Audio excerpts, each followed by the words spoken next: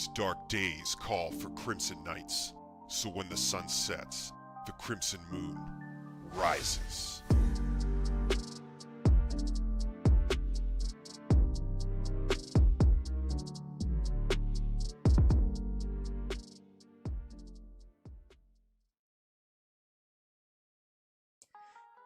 Good morning, Crimson Knights. Welcome back to the stream. Had a nice, good, long rest. Took off work today so that I could just kind of chill. And I don't have a lot of plans for today. My plans wanted to sleep some more. Check, did that. Want to do a little daytime stream. We're getting that in right now. And just want to do a couple other chill things, you know, spend some time outside today, maybe clean up this streaming room that is just an absolute mess. So welcome back. Good morning, everybody. I've got my morning coffee with me.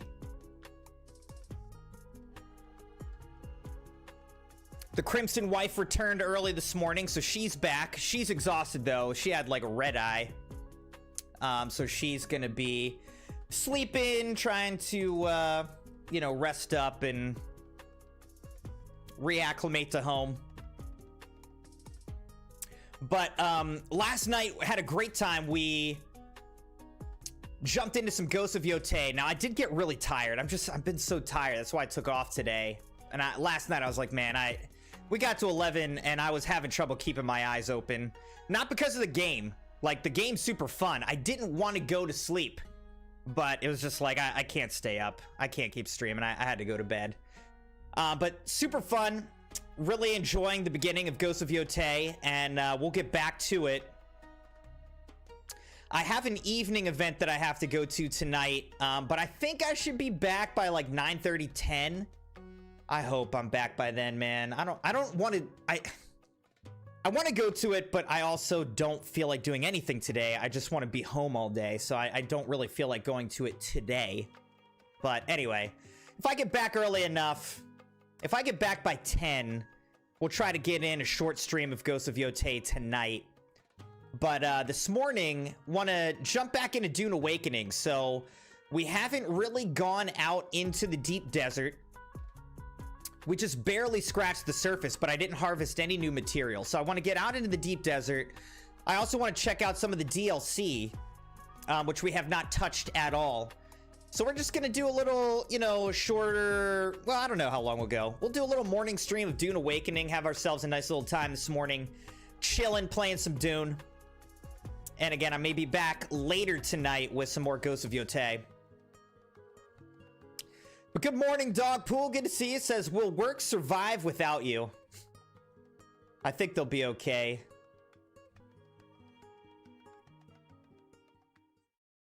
Yeah, Fridays tend to be more free-flowing, you know, not as structured, you know, not as many meetings. We just try to... We'll have lighter meetings or just try to get a lot of stuff done on Fridays. So, you know... I did my best to get a bunch of stuff done Monday through Thursday this week and, you know, set them up for success for my day off. So they'll be all right, but you never know. I mean, sometimes emergencies happen. They can still get a hold of me if they really need to, but hopefully they don't. Hopefully I don't hear from them. So what's the mug say? All right, so this mug is an eagle on it, American Expeditions. It's got an eagle on the back as well. And the back, it's backwards on this. It says, explore and discover. Much is lost with complacency, for the world around us is in a constant state of change. I got this mug when I went on my first Canadian canoe trip. So we went up to Minnesota, and we went out into the Boundary Waters and then up into the Canadian wilderness on a canoe trip.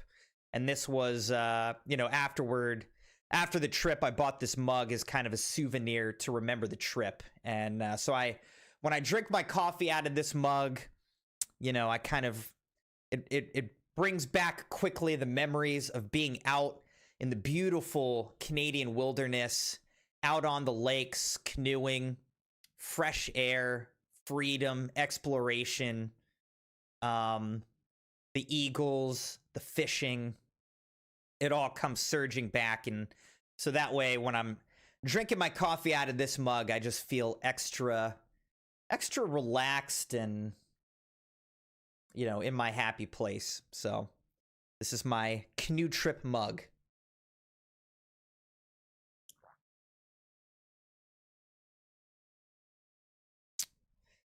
How are you this morning, Dogpool? What do you got planned for today?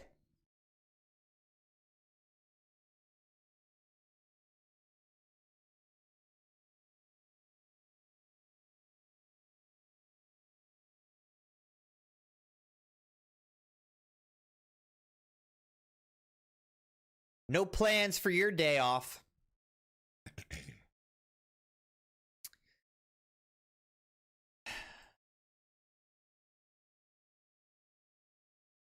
Yeah, I for my day off, I don't want to like overly plan, but I need to have some kind of loose plan, or otherwise the day will quickly slip away. Especially with kids, it's just very easy. Like, you know, they're at school right now.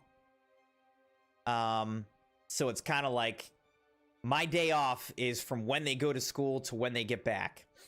And I need to make sure that I use that time well to rest, to do whatever I want to accomplish. So, you know, I didn't have huge plans for my day off today, but just some small plans. Sleeping in, doing a daytime stream of Dune. I'm gonna go outside, smoke a cigar, just relax. Gonna be a good day.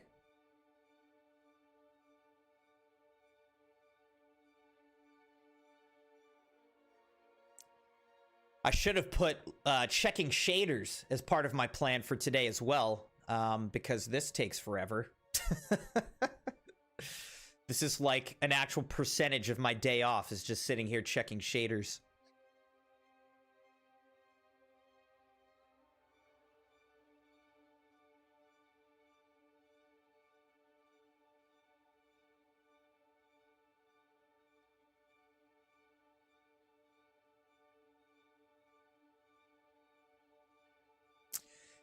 Dogpool said they buffed my guy Eamon in the Borderlands 4 patch yesterday. Interesting. I'll have to check that out. So, what'd they do? They made his, like, ability stronger or something? I've been happy with him.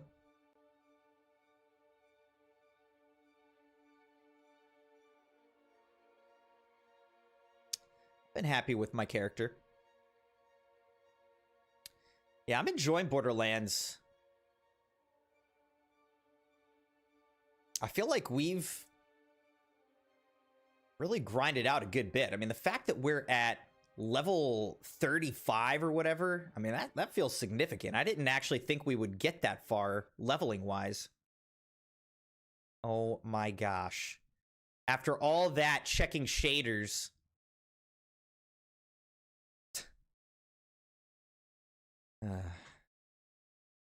the game crashed. Awesome. Dogpool said, aim and action skills. Scourge has had its maximum vengeance increased by 50%, making it able to absorb more damage, deal more damage with Forge Whip when consumed. Forge Whip damage increased by 27%, augments. Vengeance, Blast Chill damage increased by 45%. Molten Rebuke damage increased by 86%. Oh my gosh. Eternal Winter, massive Forge Wage damage increased by 100%. Stormledge damage increased by 52% for Stormlance. Detonation damage increased by 10%. Capstones.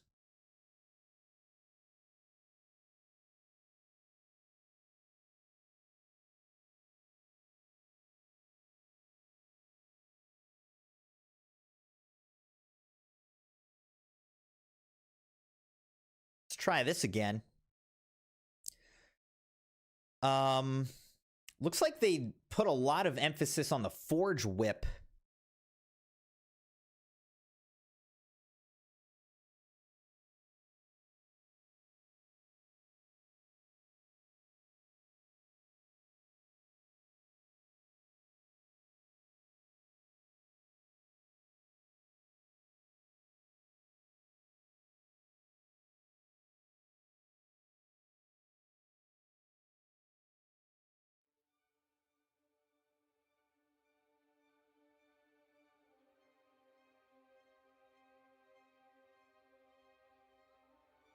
So what did I do? I did Calamity.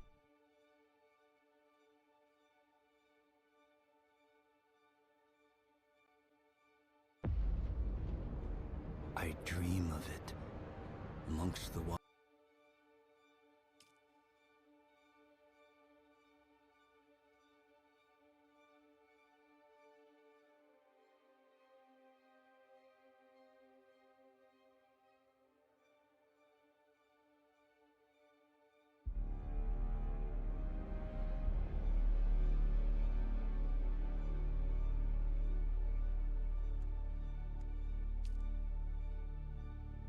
But yeah, that's a lot of buffs. Did they change your character at all, Dogpool?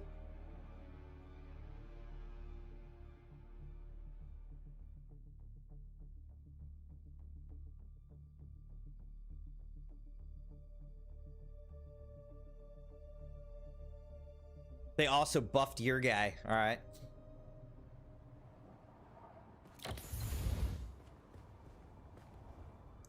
Well, I'm excited to get back to it. I think we'll return back next week.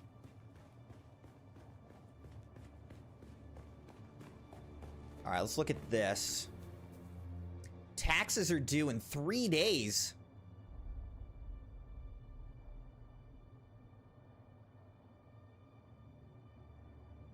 We're also about to lose power in 21 hours, so good thing we logged in, man. I thought we had more time than that.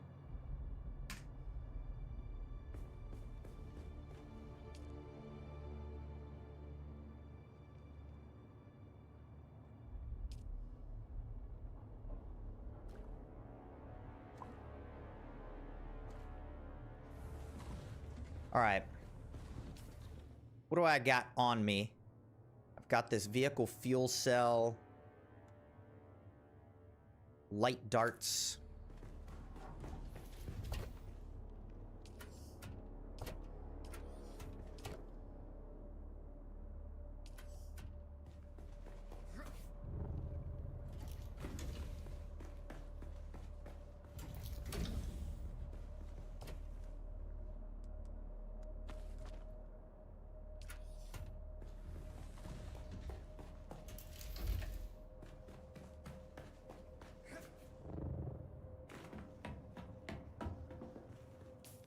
Now, let's see. I have Mark V, which can harvest titanium and stravidium. All right. So that's good. Now. Oh my gosh. All right, let's get all this out. Let's make sure this thing's fueled up all the way.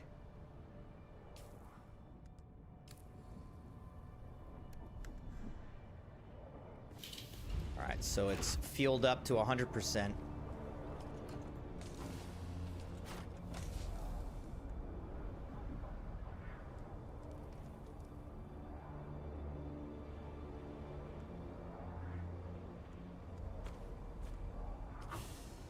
Alright, so we'll bring one fuel cell with us.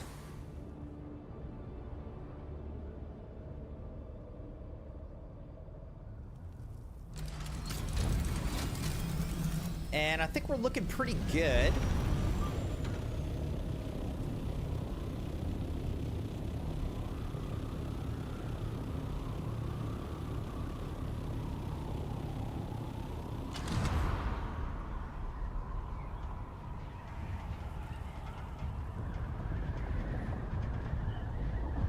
Oh, look, that ship just got eaten. Thank God it got eaten now. Because I saw the ship, I was like, oh, I should land over there and get some of the materials off that ship. If I had done that like a second earlier, we'd have lost everything. Right at the beginning of the stream, we would have lost everything. And I would have cried. All right, here is some spice. We might as well harvest this while we're here.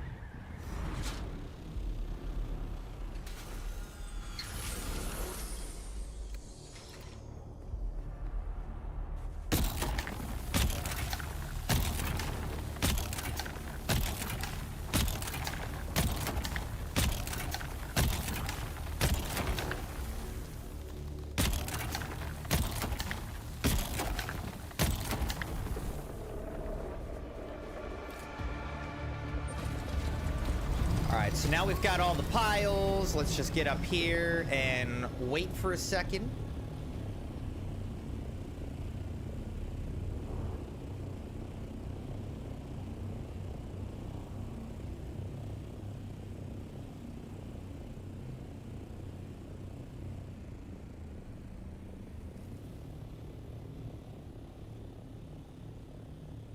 And we're just gonna pick all this up.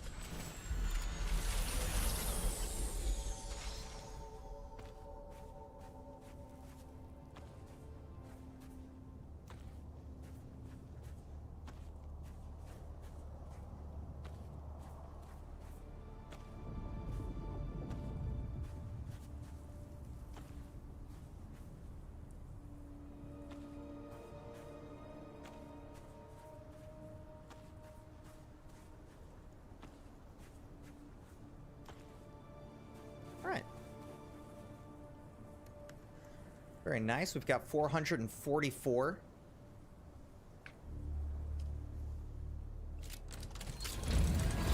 Let's just put this thing over here and let's grab these fuel cells because we're going to need fuel cells. So pretty much any fuel cells we can get, let's just grab. Dude, can you imagine if right off the rip I got eaten by a worm?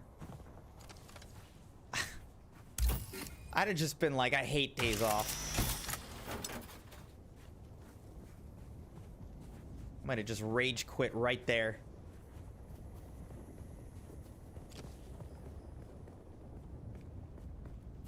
Now we need as many fuel cells as we can get.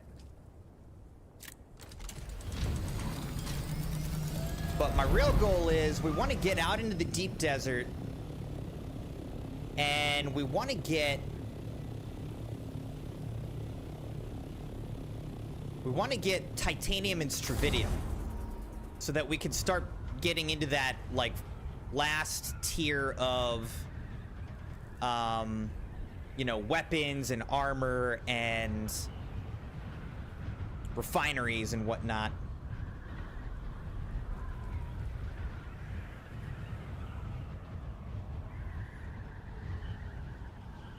So that's like the top tier of materials to build stuff in this game.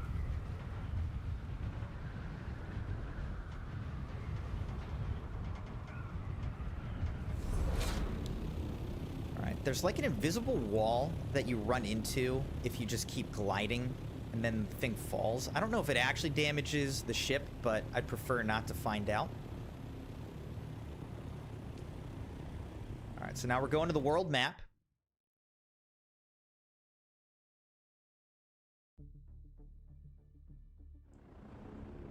And we're gonna go up this way. I think this is where the deep desert is out here.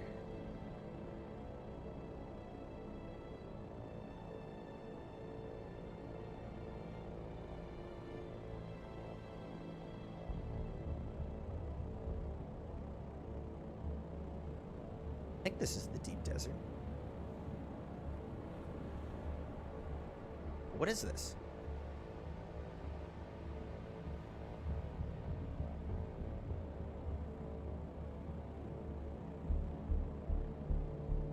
What the heck was that?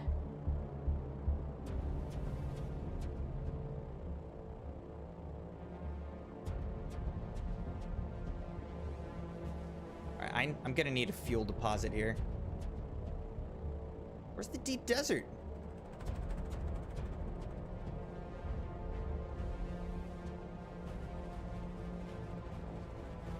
Alright, this could actually be a problem. If I crash, I'm gonna be so upset.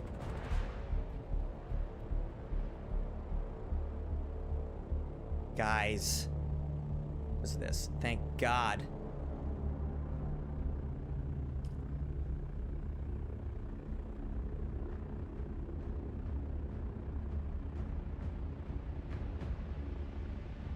Rashad, how's it going, man? Yeah, took today off. And, just playing a little bit of Dune. How do I get up here? Deep desert. Now tracking deep desert. Great, but... Where is it?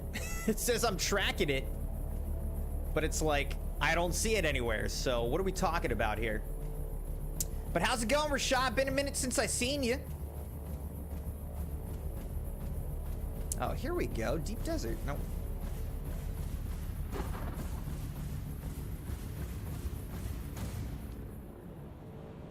How do I get into the deep desert? Why isn't this working?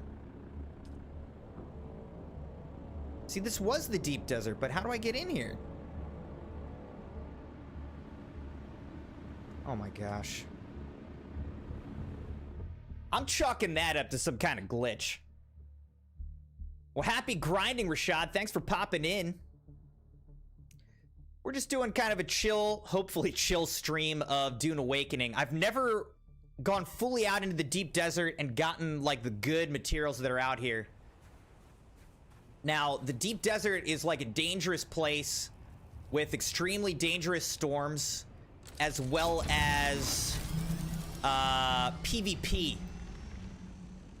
But we out here, and what I'm looking for is titanium and stravidium. So we're gonna see if we can find any titanium and stravidium. I don't even know what it looks like.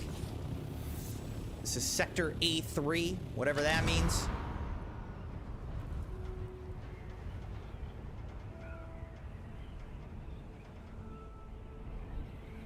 But I really want some titanium and stravidium.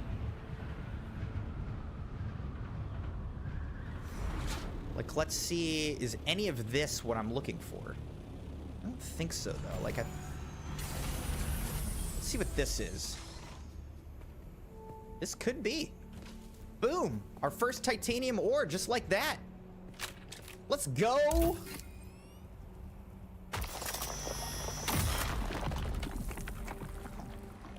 All right, we're gonna have poor efficiency right now because this is a Mark 5 instead of a Mark 6. But that's fine. All right, so we're getting titanium. Let's see if we can also find stravidium.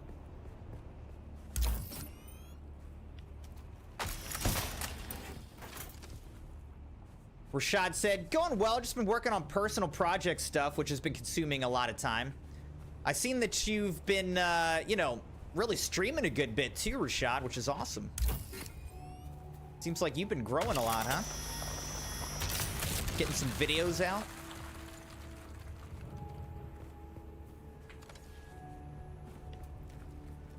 I want to be like you when I grow up, Rashad.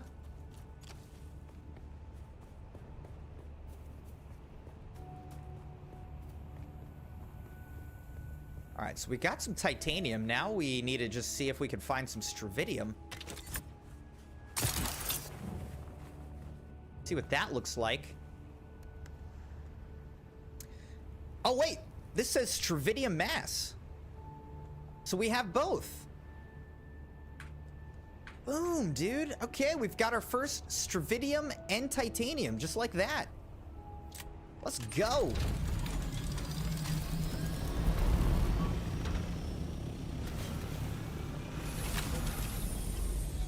Okay, this is easier than I thought it was gonna be. Of course, I say that, and then watch. I'm gonna get, like, somebody out here is gonna attack me. Of course, this isn't gonna work. Love that.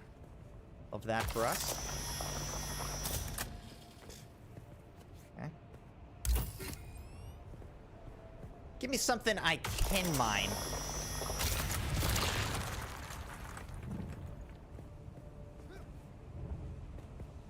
Said I played about 3 hours and enjoyed it. Of Silk Song, okay. Don't have the time right now to play more.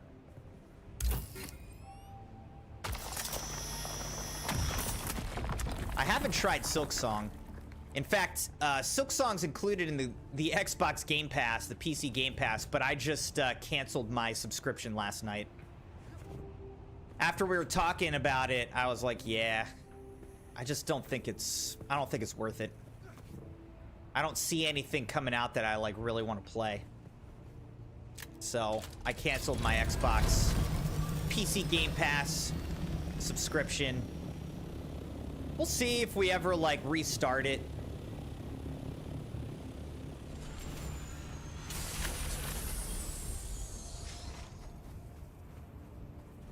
Assuming this is all just salvage, right? Yeah, just salvage. Sabi, good to see you again. Good morning. Well, it's not morning for you, but it's morning for me.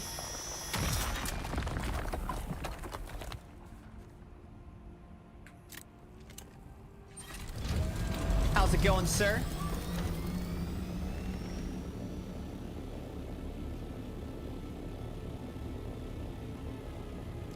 Now, the thing out here in the deep desert is you can build a base, but basically every week it gets reset.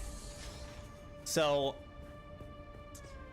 if you're a solo player, I think there's a solo area of the deep desert. I'm not sure where it is, but if you're a solo player, that's really where you want to be. You do not want to be trying to like be out in the like PvP area as a solo player, building a base that gets reset every week. It's just, it's going to be too difficult. If you've got like an actual guild, you know, a clan, then you can do it. Like, you can work together to like maintain that. But if you're by yourself, you're just going to get, they're going to steal everything. They're going to destroy everything. It's probably going to be a pretty bad time. Though I will say maybe a little less so now. I don't know, because I think the player base of this game has dropped off. I don't know what it's at right now. I didn't check Steam. But I think that the, you know, live players, concurrent players has probably dropped off somewhat significantly.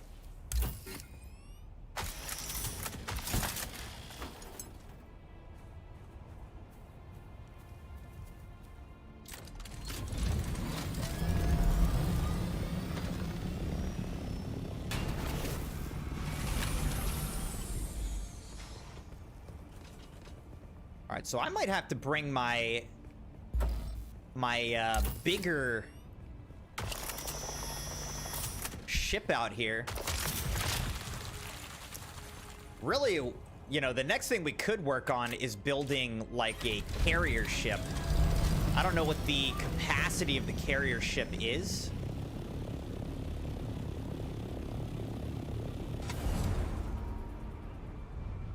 But if it's a higher capacity, assuming it's a higher capacity, we could look into building a carrier ship.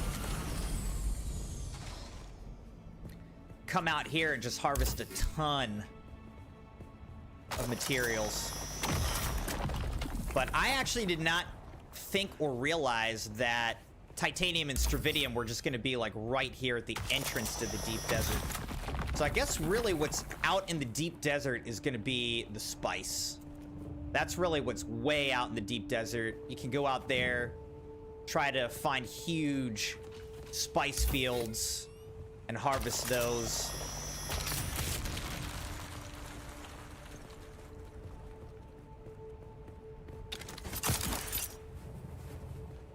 Sungar, how's it going? Welcome. Says, why don't you collect it with your buggy? Yeah, that's a good idea too. I just flew out here in my little scout, you know, ornithopter, because I'm just exploring it. This is really my first time exploring the deep desert at all. So, which is kind of funny because I have put a ton of time into this game. I'm over 120 hours in, and I like haven't even gone into the deep desert yet. I've really enjoyed this game. All right, so we are now full on our scout storage here. So I think what we can do is try to just fill up our personal inventory and then head back to base now that we know what we're doing. Sabi says, right now this game has 12,000 people playing it. I mean, what's like the daily peak right now? That's the question. Right now is not going to be like, you know, a high player count time at this exact moment.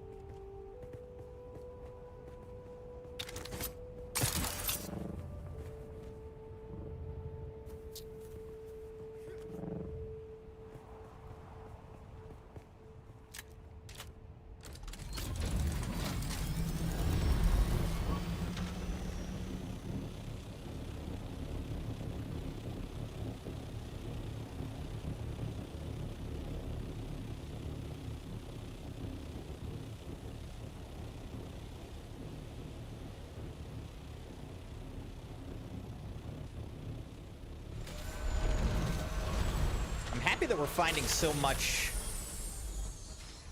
of these fuel cells, because I need them.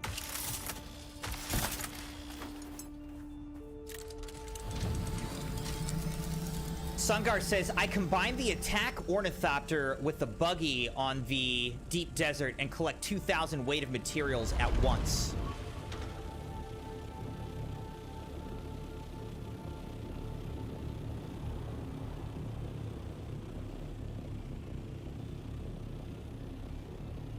So how's that work though? Because you can't like pick the buggy up, right? So how do you get the buggy out here? How do you get a buggy out here? Like, are you building a base out in the deep desert, Sungar?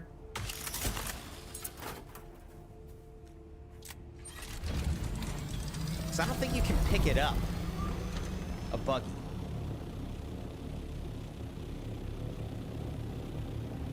Let's go back over here. Sabi said, what are your thoughts on COD, the newest one being 330 gigabyte storage game? Yeah, I mean, obviously that's insane.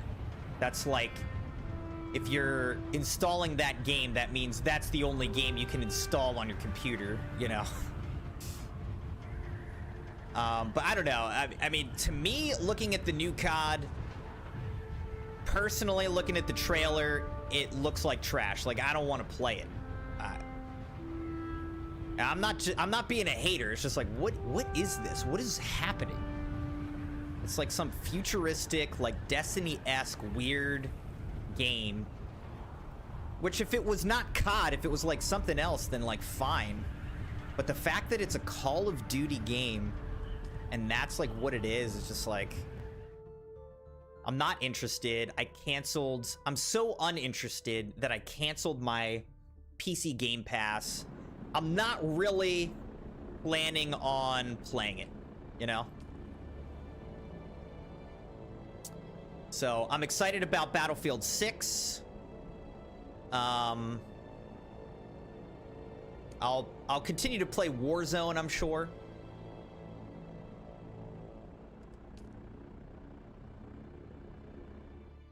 But I don't think I'll be playing the new Black Ops 7 multiplayer. In fact, I gotta take down, I think I did schedule a stream for it. I gotta take that down. Because now that I've canceled the PC Game Pass, you know, we're not going to have it available, so I'm not going to play it. So I got to take that down. Sangar said, destroy the buggy, move it to your inventory, fill the attack ornithopter's tank with materials, and return. Okay.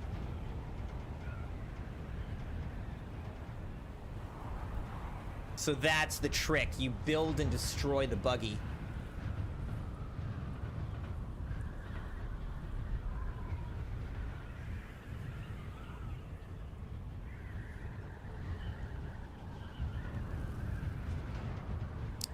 COD Next was such a bad marketing filled with sponsors and ads that you see many COD creators are faking the reviews. And yes, Citrian and Beaks both said that they're excited about Battlefield, that they're gonna get it. So I expect, you know, it's coming out next Friday, I think. So I think I'm gonna play it next Friday, October 10th. And then, you know, I think Citrian and Beaks will play it on Sunday for Battle Royale Sunday. And then we'll see. You know, we'll see how they feel about it, if they keep playing it. I'm certainly going to keep playing it. Hopefully they will too. Hopefully those guys will get into it. And Battlefield 6 will be a nice little part of our, you know, Battle Royale Sunday rotation. That's what I'm hoping. But they said they're going to get it. They said they're going to play it.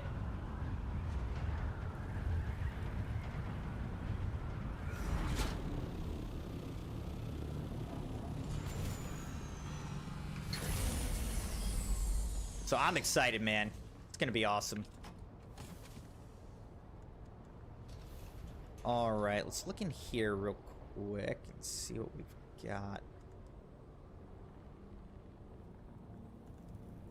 Put this in here, I guess. How about this? How's this one looking? Oh, this looks good. All right, let's do that. Cool.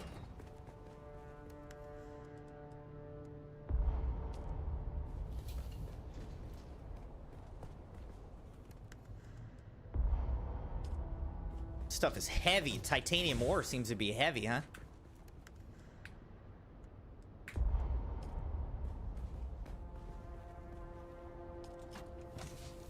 Put all this in there.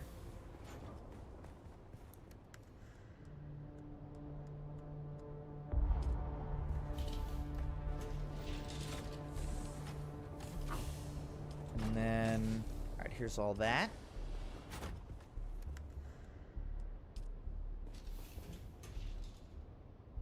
Perfect.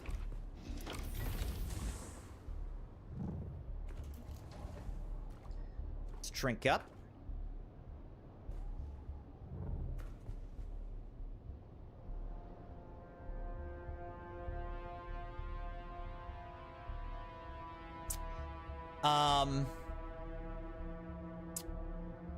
Sabi said, wait a minute, 2 copters? Yeah, so I have, ornithopter-wise, I have, an assault ornithopter and a scout ornithopter. And yes, my caffeine of choice this morning is some black coffee. All right, good. Now we're up to 9 days. I am gonna have to go pay my taxes at some point here. All right, so let's check something out here, though. What do I want to build? We need plastanium ingots, right? So that's what we need. We need plastanium ingots to build a lot of stuff.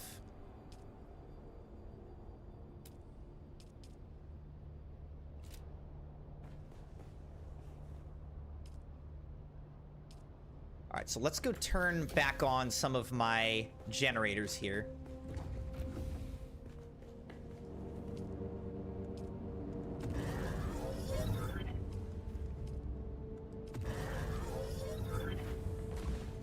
Good.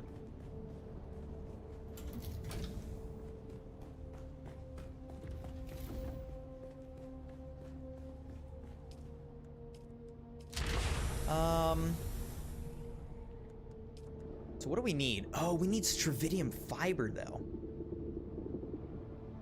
Okay, so how do I get stravidium fiber? That and this. Stravidium fiber is, refined from stravidium mass. Okay. Alright, so let's turn this off. And then, actually, how much power does this thing take? 350. Alright. Hold up! Sunguard said, when you open the chest, select the vehicle you want to empty at the top of your inventory.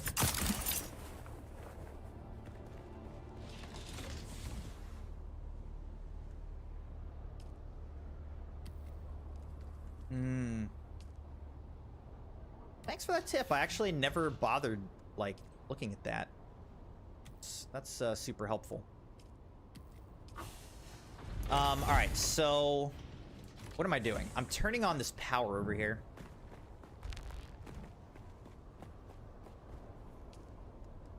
Turn on this. That gets me 350. You can never avoid taxes and death. It said big news on October 30th. Once Human and Palworld are doing a collab. The heck? That's random. I enjoyed Once Human on the like base building and crafting side. The actual and the you know the combat was fun. But it's like a mobile game. That's kind of my problem with it. This game is, to me, Dune Awakening is occupying the same space as Once Human, but better. So I don't really want to play Once Human. I'd rather play Dune Awakening. You know what I mean? All right, let's make a bunch of stravidium mass.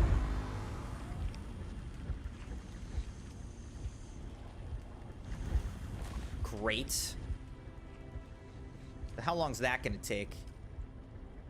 12 minutes on the stravidium mass.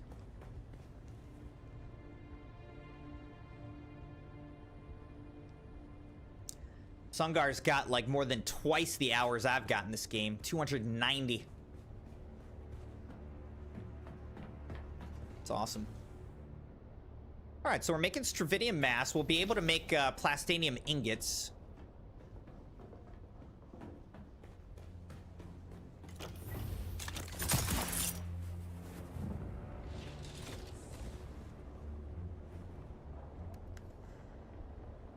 All right, so this thing... Oh, there's a body in here. I've got a corpse. All right. Forgot that I left a body in my ornithopter. All right, this thing's got 2,000...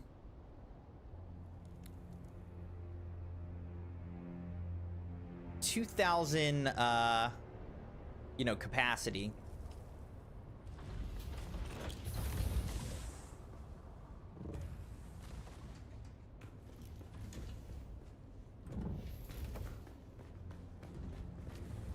Let's just... This thing takes another 350 of power usage. I wish it would let me deposit the corpse. Can I stick a corpse in here? Drop a corpse on the ground?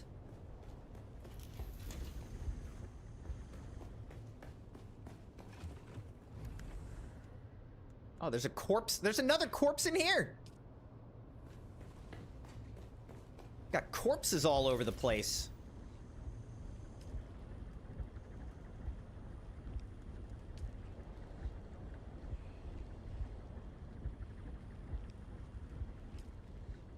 So we're making those. How much power do I need for this again? Oh, this is only 45. Perfect. All right, so let's go down here. Plastanium ingots. Take 6 titanium ore, 1250 water. That's a lot. And a stravidium fiber. All right, so let's craft a bunch of these.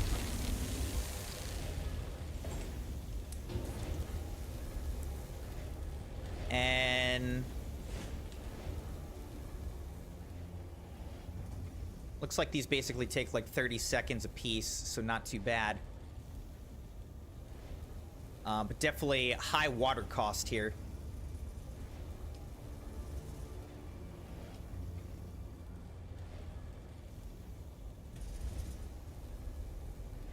I got bodies. I'm hiding skeletons in all my closets and chests. Saib said, Crimson, why are there so many bodies in your house? Have you seen a Nanta game, the anime GTA, free to play? I have not seen that.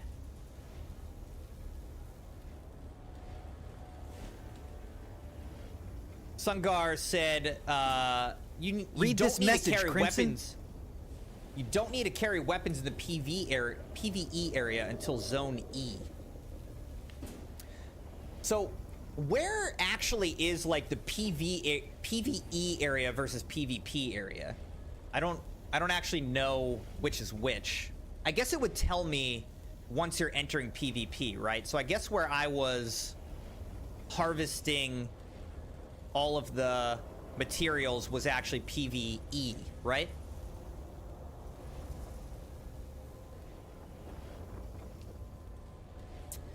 Sabi wants me to react to something at the end of the stream.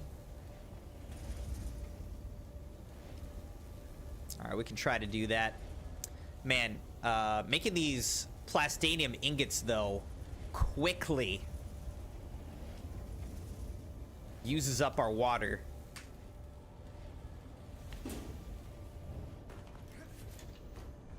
How's it going, Keptil? Welcome, welcome. How are you? Good morning.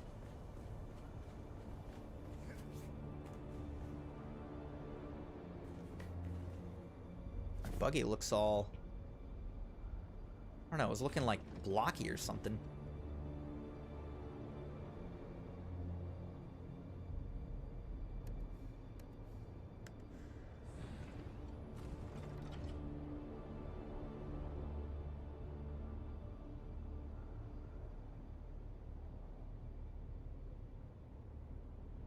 What's happening? Get me out!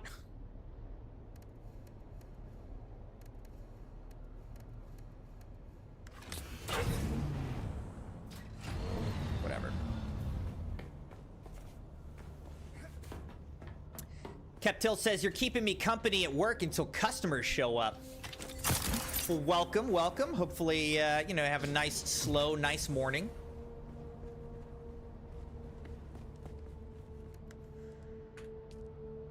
All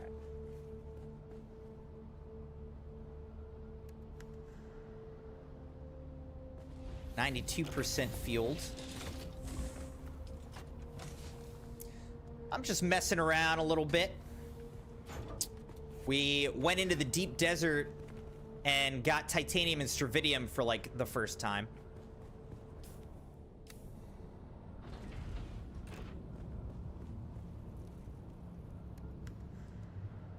That's fun. Which one's my favorite copter? I mean, overall, I like the Scout Ornithopter a lot. The Assault Ornithopter burns fuel a lot faster, so I don't enjoy that as much. But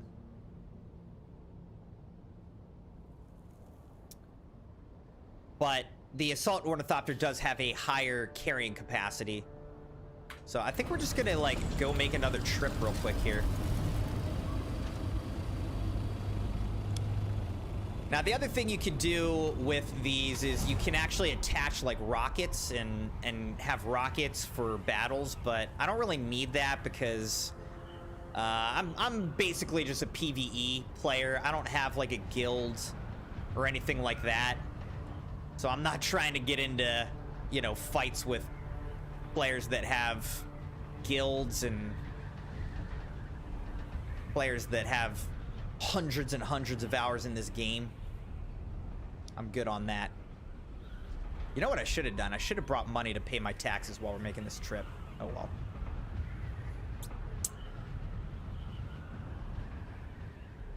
Sungar said, PvE players are not allowed to fight each other. PvP players can attack each other in these areas in the deep desert. PvE is between A and E, and PvP is between E and I. Okay. Now that's helpful.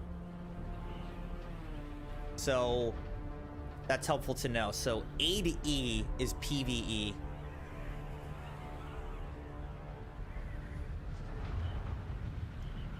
Yeah, I think if I went out into PvP, I'll just get destroyed. Now, that's a question, Sungar. So, you've got all these hours in the game. Do you have a guild, or are you like a solo player, or what? I've just been a solo player in this game. It's a peaceful life.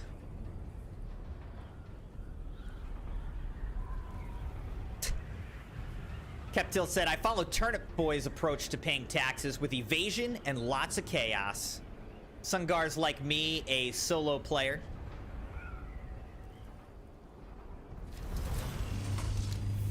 I mean, this game would be...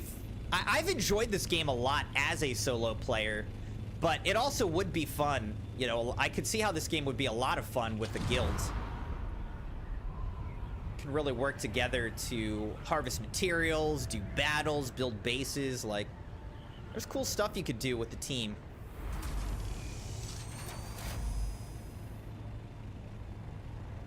That up there, so that's like the basically space travel wormhole or whatever. So that's how people get to Arrakis, through that like wormhole.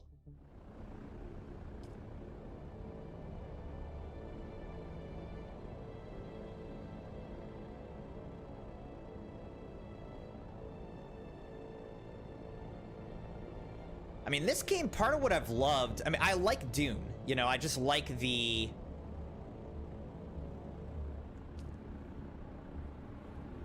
I like the vibes of Dune, the world of Dune, the story of Dune.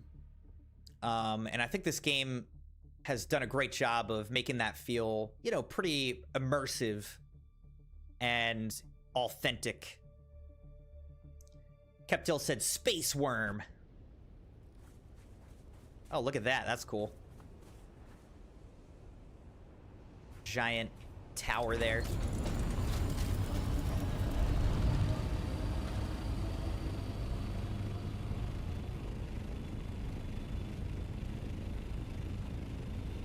pretty crazy looking, but I like it.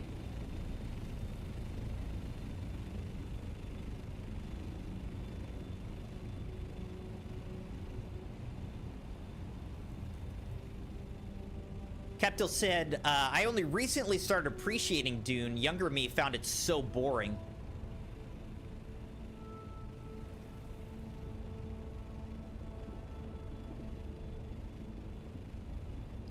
I read the first Dune book when I was growing up. I don't remember how old I was exactly, but let's say I was an early teen. I read the first Dune, and I enjoyed it, but it didn't, like, you know...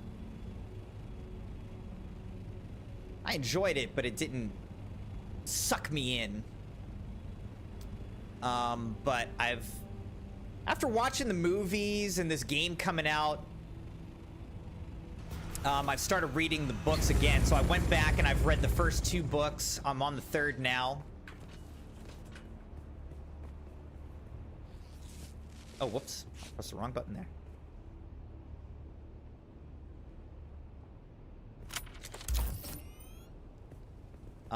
Really enjoying it. I will say the 3rd book I'm not liking as much. It's been like slower. I'm not sure if I'll continue with the series because there are a lot of Dune books.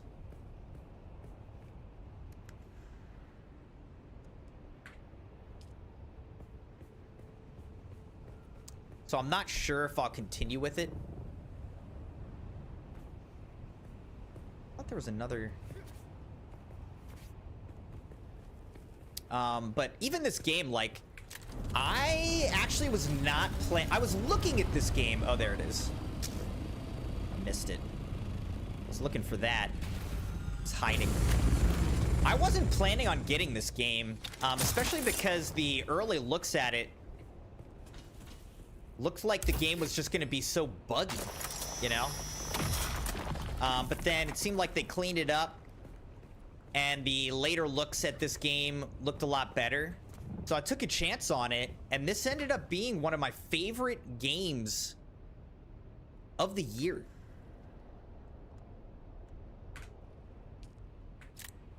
I've perhaps put more time into this game than any other single game this year.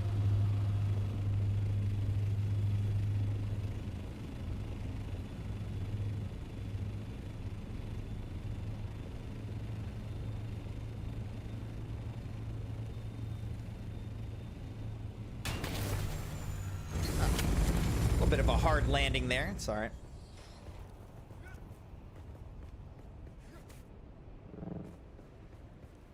But I really wasn't expecting it. This has been a wonderful surprise how much I've enjoyed this game.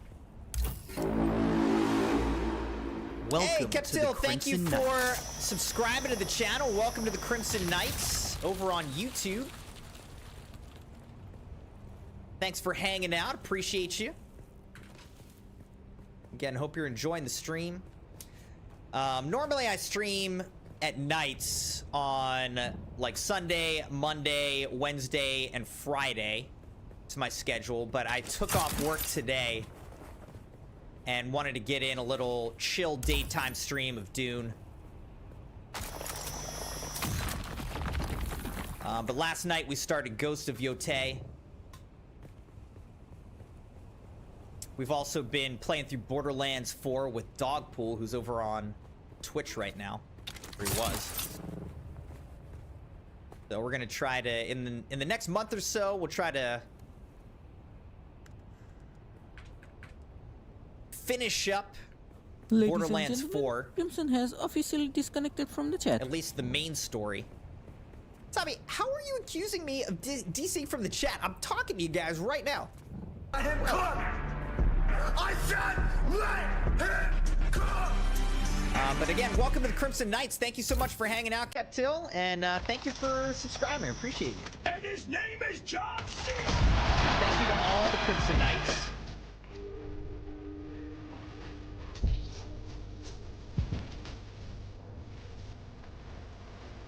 John Cena.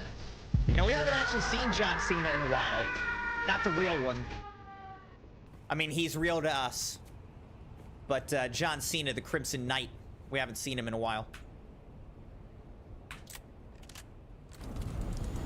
Sungar said, you should consider building a small hangar in the deep desert. Bring the buggy out so you can collect more. Yeah, I should do that. I mean, the deep desert, what does it do? It, like, wipes every week or something like that? From the Coriolis storm? Jenkins!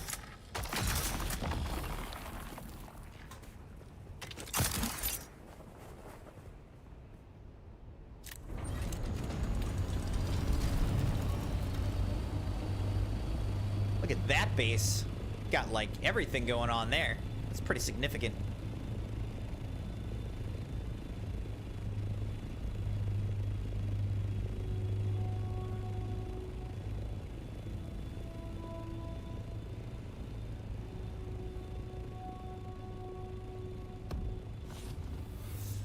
Entering Sector A5. Deep Desert has got to be just massive. It's got all these sectors. But yeah, eventually what I could get to is build a base out here, you know, collect more. I guess knowing that this is a PvP area, then that means I don't have to worry about having my base, like, raided, right? Because that's been my main concern, is, like, I don't have time to, like, build a base, have it be raided, destroyed by other people, like. But if it's safe out here and I don't have to worry about that, if the only thing I have to worry about is the storm, then that's cool.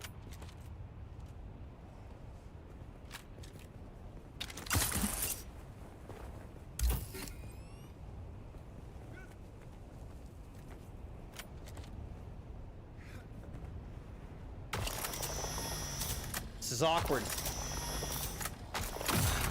Also, in this house, it smells like the Crimson Wife is burning something. Sounds like she's... It smells like she's cooking and burning something. As long as the house isn't on fire. Yeah, map cleared every week. Gaelic says, darn buggy game. Grr.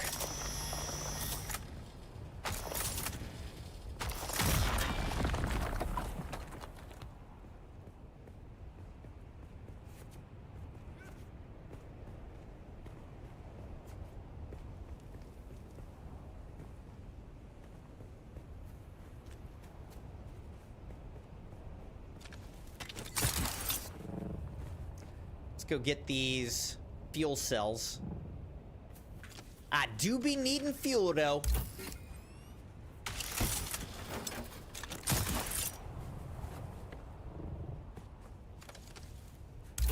So this is cool. I think my next after this little harvesting run here, what we'll do is we'll try to jump into the DLC, which I have not played at all. So we'll try to do some of the DLC after, you know, we fill up our ornithopter with materials from this run.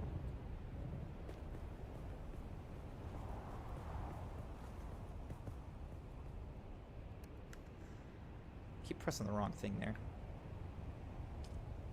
We can harvest a good bit with this ornithopter. It's got a lot of capacity.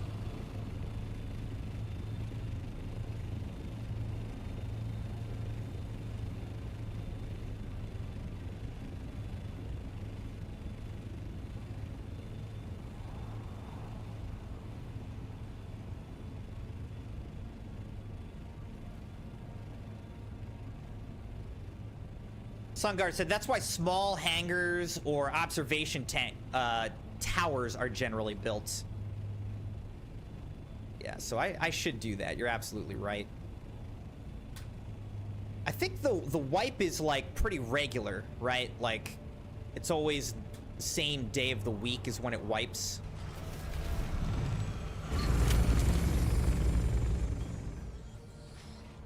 Like, what day does it wipe over the weekend?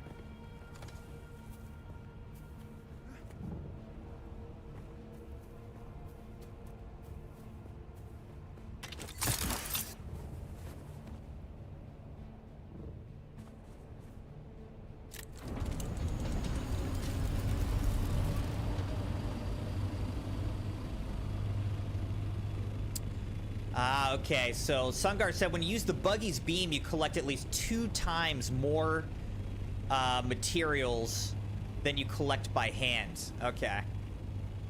Yeah, I haven't really, like, used the buggy much in this game, TBH. But I should. You're absolutely right. So, I'll have to do that next time. Right now, this was just kind of an exploratory thing. To get into the deep desert and see what's out here. Again, I actually was not expecting it to be this easy to find these materials. I thought it was going to be more involved, so... The fact that these are, like, so accessible is pretty nice.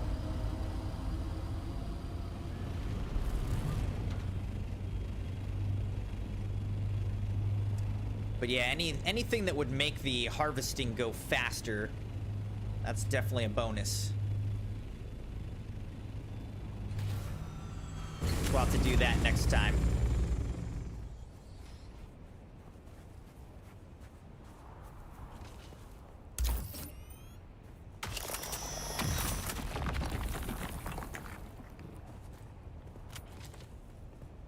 What? Give it to me. Stravidium mass. The heck?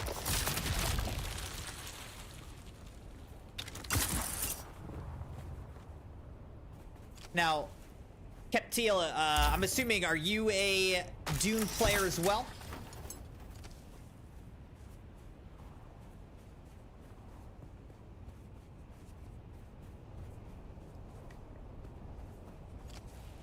Just need all these fuel cells.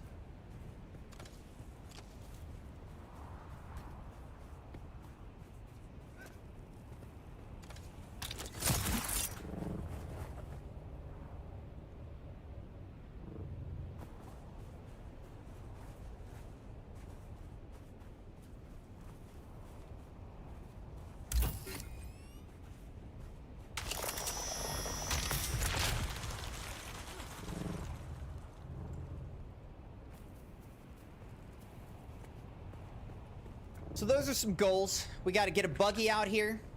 We got to get a little hangar for the buggy out here. And I'm thinking I just need to look up, like, when does the wipe actually happen?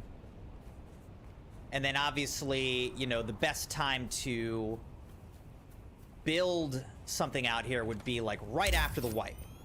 Right after the wipe, build something out here, get to work.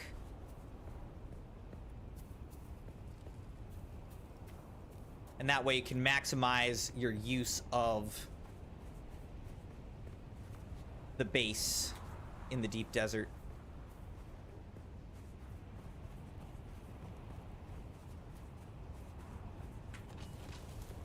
You can always use some aluminum as well.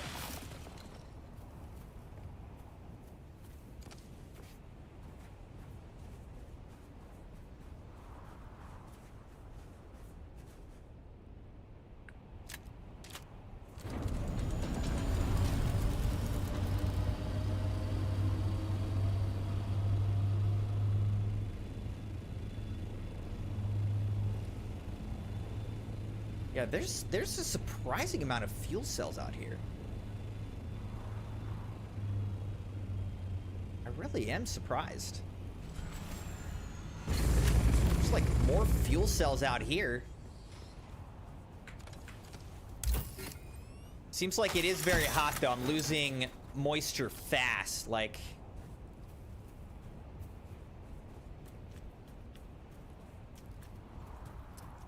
you get overheated pretty quick.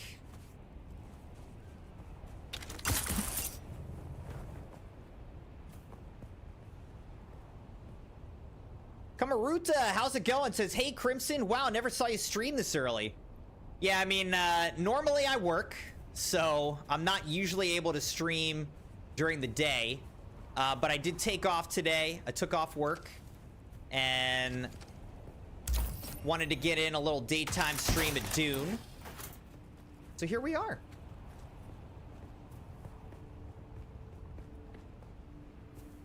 But welcome, how are you? Good morning.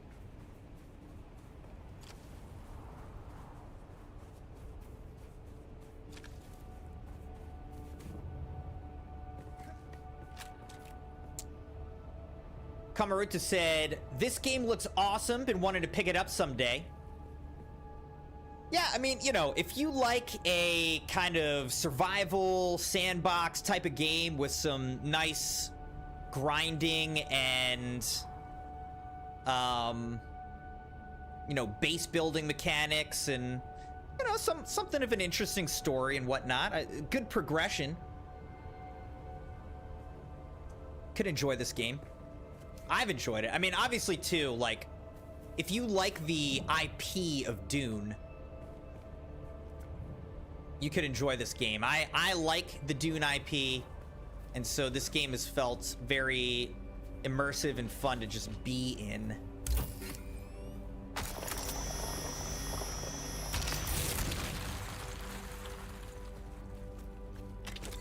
Sungar said there are large islands for Stravidium and Titanium.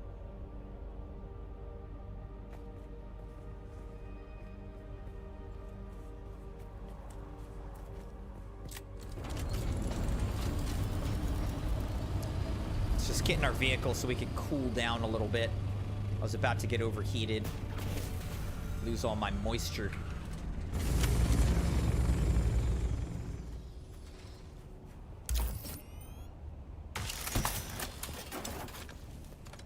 Yeah, I've been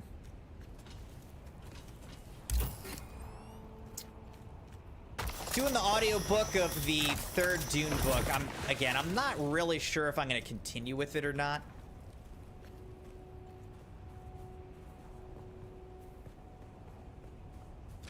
We'll see.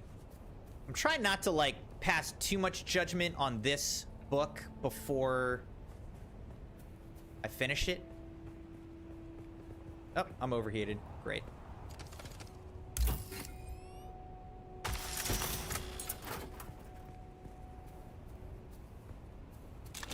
We're losing water.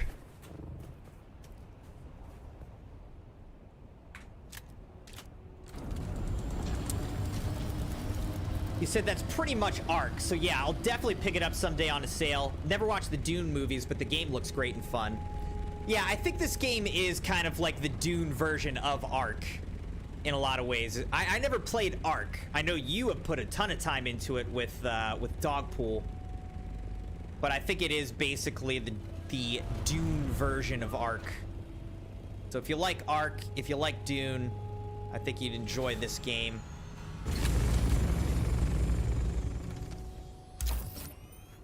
Again, I've put way more time into this game than I ever expected, so I've definitely gotten my money's worth.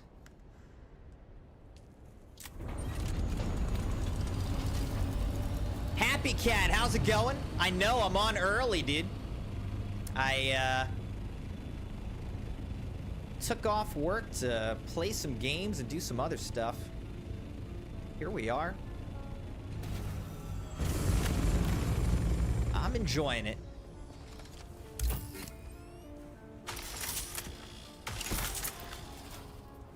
How are you, Happy Cat? How's it going? Keptiel says, what do you mean? It's 10 p.m. It's 10:40 a.m. where I'm at.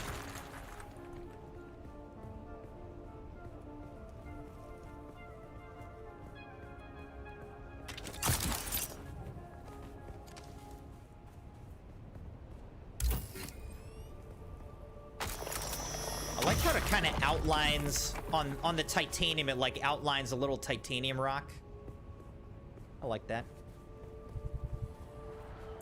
I am now parched.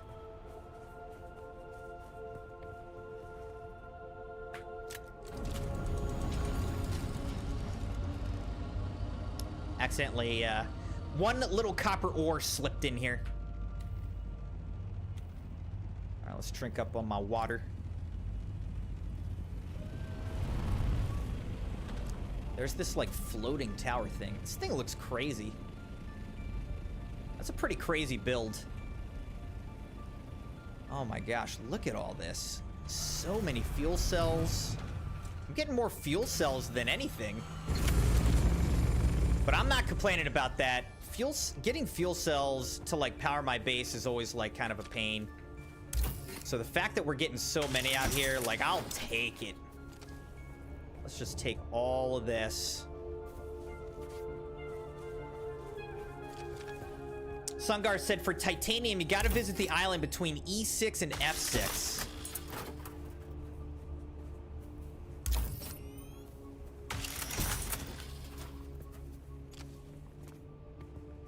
Yeah, so we'll have to fan out and, like, explore more.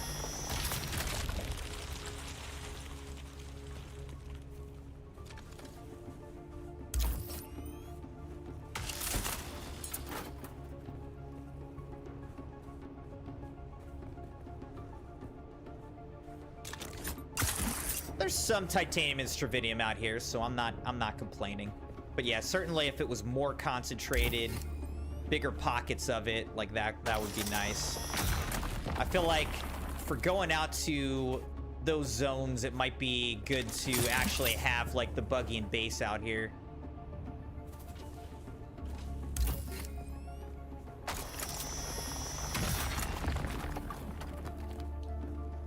Kamaruta said, oh yeah, I bought Monster Hunter World yesterday. Been having a blast. Really great game. Love it. Yeah, I enjoyed it a lot. And it's the kind of game, too, where I like to pop back in every so often, like after an update. So I did pop in for the Final Fantasy 14 crossover event. But, dude, that battle with the Final Fantasy 14 crossover event is, like, so difficult.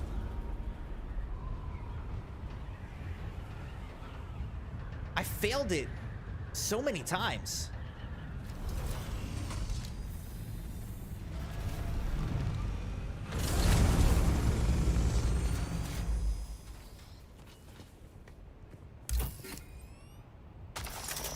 I actually failed it like almost 10 times. I don't know how to beat that. But I'll go back and try again.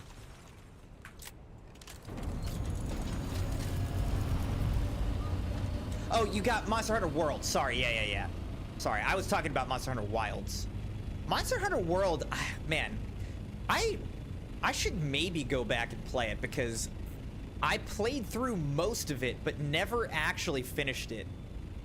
And then I just, like, never went back. I always meant to, but I never went back.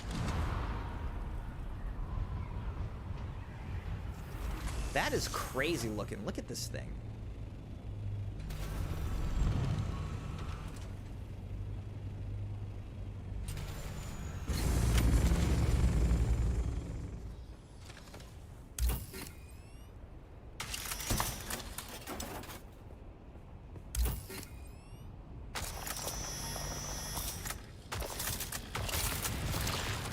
But yeah, World is a great game. You guys know Citrian from Battle Royale Sundays. He was actually the one who, like, really recommended Worlds to me. He was super into Worlds. I think he did beat it.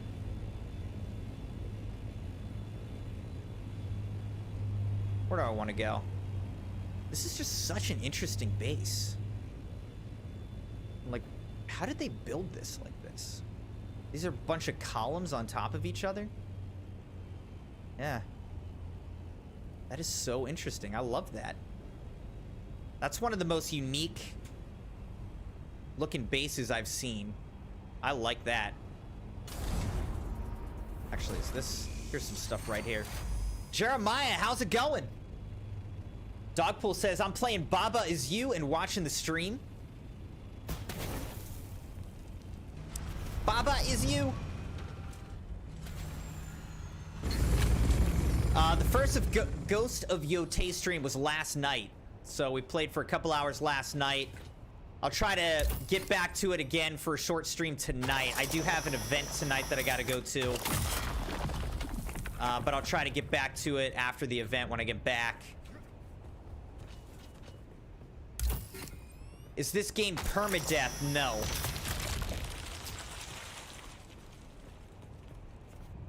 But if you get eaten by a worm, you lose everything that you had on you.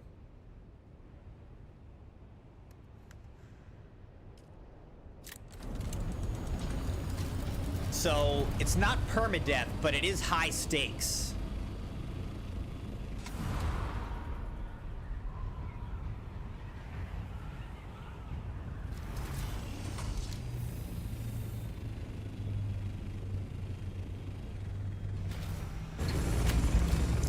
This wasn't really worth it, but since we're here, we might as well do it.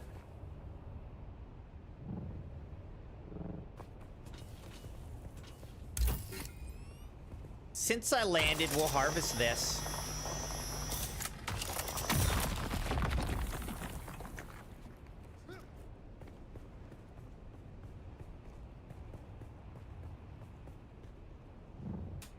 Yeah, Baba Is You looks like a pretty, like, interesting, funny game. I looked at the trailers for it.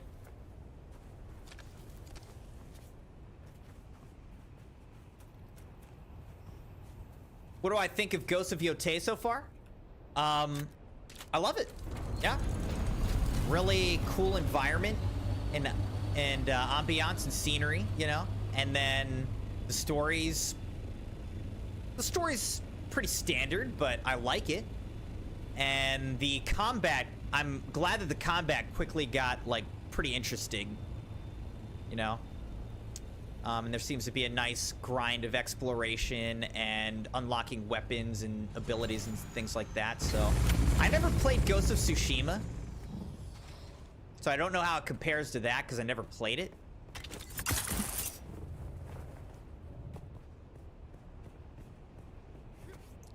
But I always heard really great things about Ghost of Tsushima and figured that this would, Ghost of Yotei would really build on that. I'm enjoying it so far. Are you gonna play it, Jeremiah? What are you thinking? Thinking about getting it? Oh, jeez.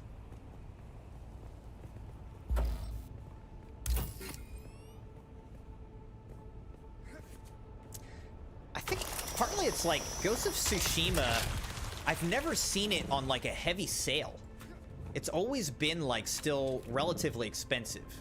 And so like, I'm not gonna, even though I know Ghost of Tsushima has been like highly rated, you know, everyone says that it's really good. I'm like, at this point, it's old enough. I don't want to pay, I just don't want to pay a premium price for it, you know? If I'm gonna pay premium price, then I want it to be for like a modern gen,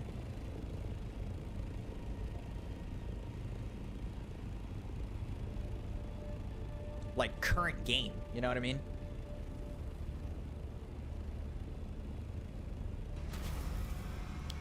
Work's calling and I am not answering.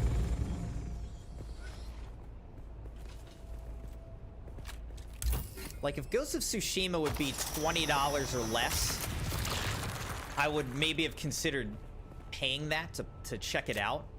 But the lowest I've ever seen it is like $40 or $45 or something. It's like, I don't really want to pay that kind of money for this. I'll just wait for Ghost of Yotei to come out.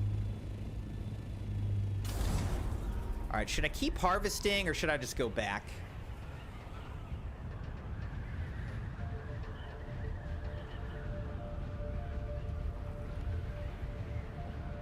Might be time to head back to base.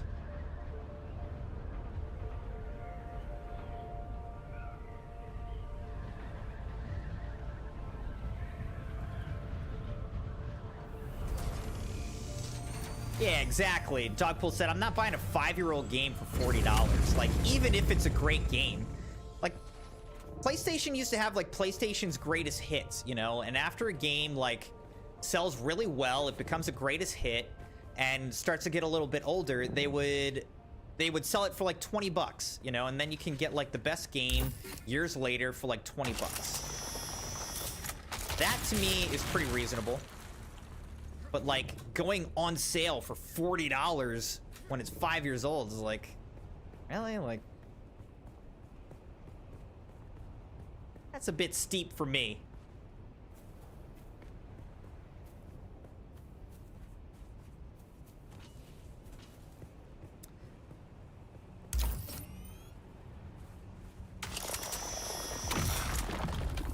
Level 156! Oh my gosh, dude. If you have 290 hours in this game, what level are you?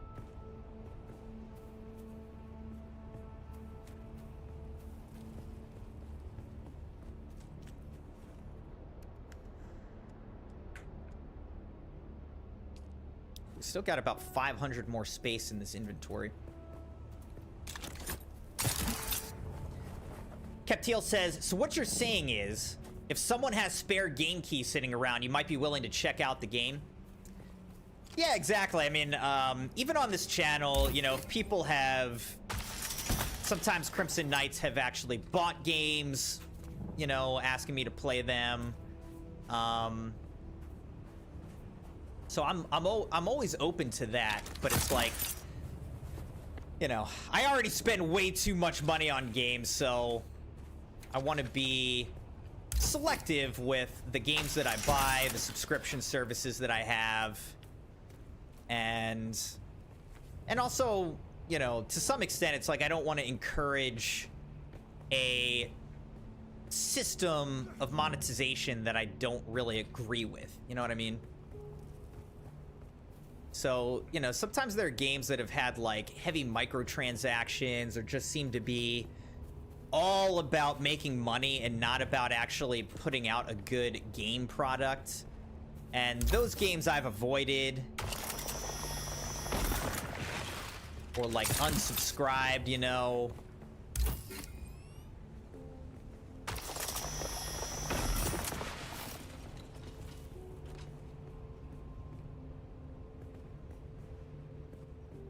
So it just depends.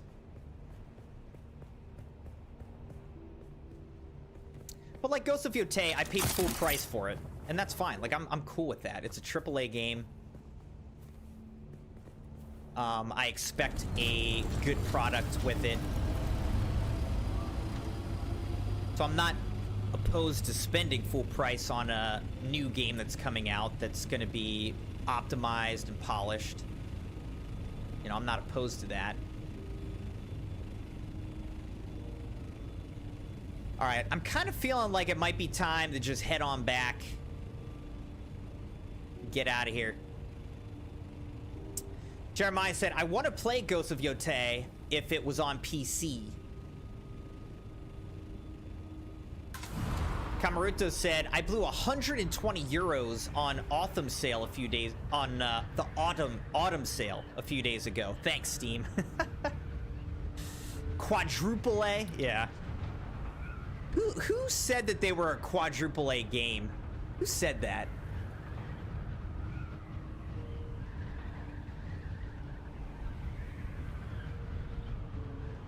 Someone recently said that. Wait, is this gonna get me out of here? I don't actually know. I think this will get me out of here, but I don't know if this is a corridor out of here.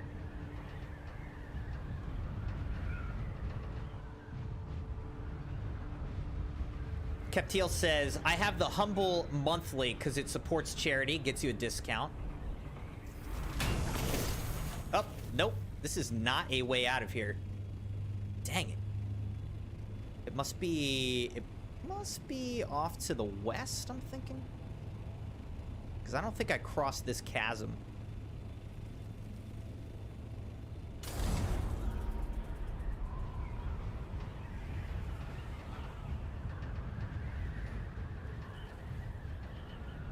said, if you want to play something, I'd rather the keys get used than being wasted. Oh, I gotcha. Well, thank you, Keptil. That's awesome, man. Appreciate the offer.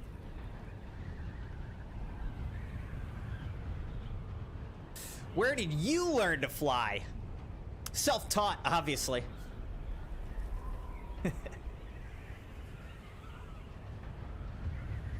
Jeremiah said, Ghost of Yotei is on my list of games that I want to play more. Because I want to play more games on the channel. Gotcha.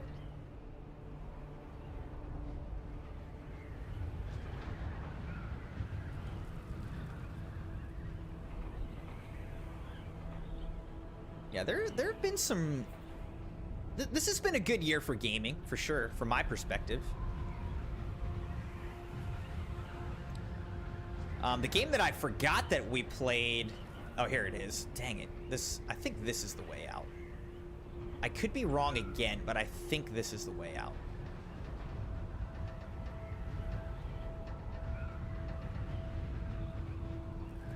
I don't know why that other way wasn't a way out.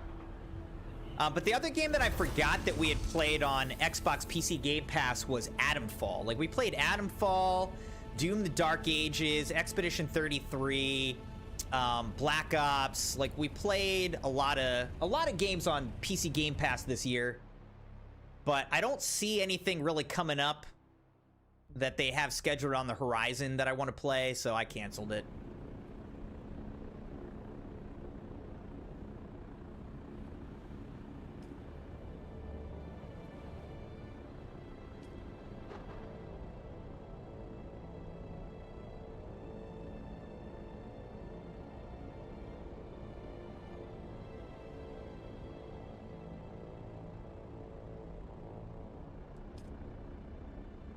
Was I a Nintendo kid or a Sega warrior growing up? I was more of a Nintendo kid. So we had the original Nintendo with like Duck Hunt and Super Mario and all that kind of stuff. And then got an N64. That was the first like real system we had. I also got a Game Boy, the original Game Boy. It was black and white with no backlight. You know, playing like Pokemon, the original Pokemon. Yeah, so I was pretty much Nintendo. But then eventually, when I learned about Final Fantasy VII, my friend in like middle school or whatever it was told me about Final Fantasy VII. And so I got a PlayStation, the original PlayStation, just to play Final Fantasy VII. And I've been a heavy PlayStation fan ever since then. I've had every PlayStation there's been.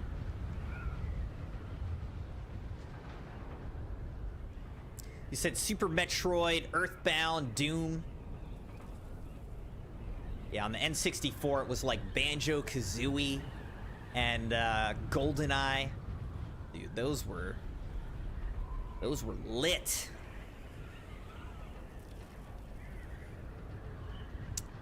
Jeremiah said, my channel's made up of Fortnite and Minecraft. Well, those are two good games to stream, man. You'll get good viewership if you're putting out content for Fortnite and Minecraft.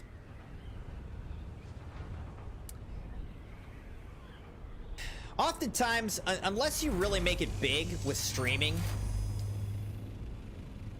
best practice is to really go deep on like a single game or IP or whatever. Variety streaming doesn't necessarily build you a great audience, but I don't care. I'm just doing this for fun, you know. I'm trying to have fun. I like playing a variety of games that are like open world or whatever. And if people enjoy that or just want to pop in on certain games, that's cool. If not, like, hey, that's fine.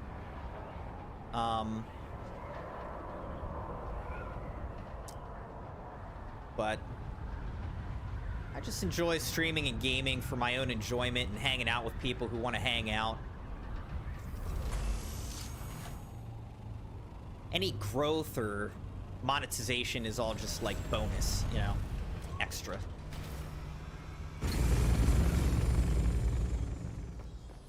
All right, so let's try the new thing we learned. You can go to Assault Ornithopter and then just unload from there. Jenkins! Actually, this was the wrong spot to do it. I didn't mean to do that. I meant to go here.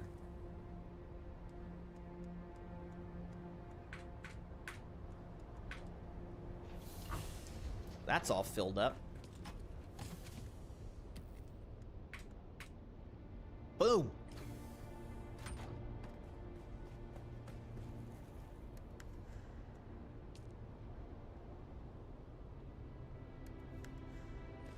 Refuel a little bit.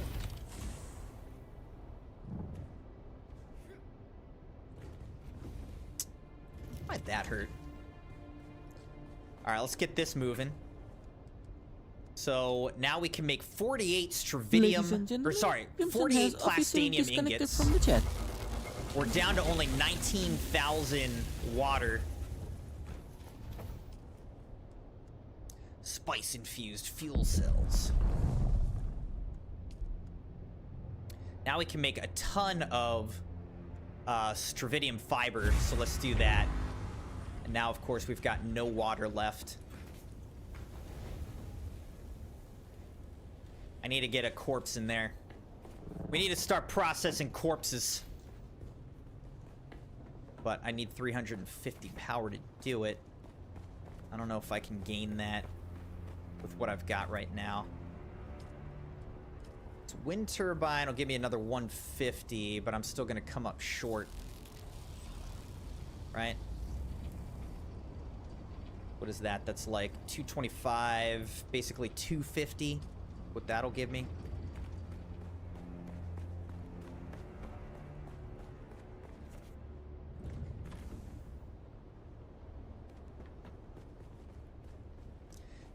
Captil said, turning fun time into a full-time job sounds miserable. Well, especially when you actually have a full-time job and a wife and kids and a dog and a house you gotta take care of, and, you know, with all that stuff, it's like, you know, I'm just doing this for fun. But the Crimson Knights, I mean, I've said this before. You guys are legitimately my friends. You know, I spend more time with you guys than anybody else, almost, you know, than any friends that I have in real life. I love hanging out with you guys.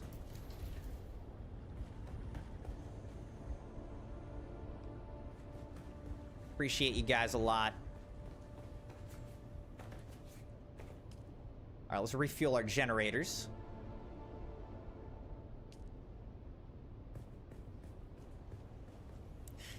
Dogpool said that I'm a millionaire. I'm a YouTube millionaire. I think this thing needs 350, unfortunately.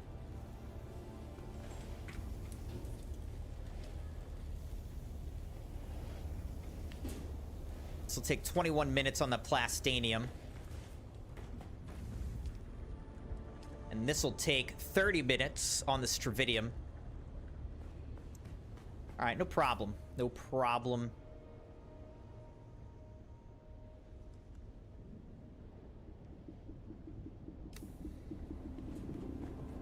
I'm making those big buckety bucks. Hold on. Do I have this? Yes. Okay. This.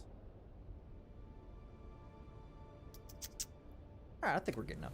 So, here's what we're gonna do. I think now let's do the DLC stuff. All right, let's get right into the DLC. This is your sound, Quora.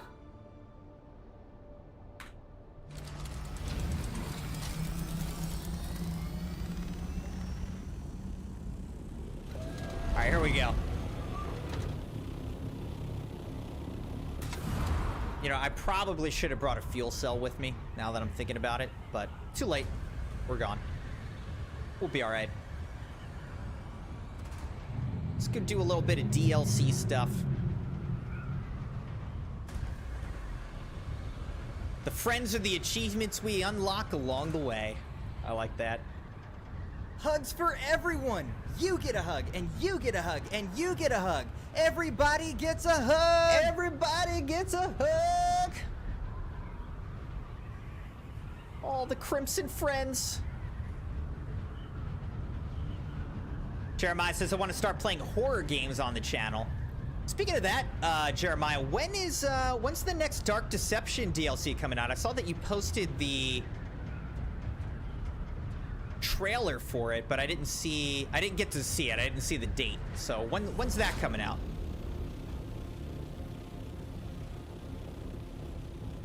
All right, let's land this thing on the outskirts. Let's snatch it up. Good. And now, let's get into attack mode here.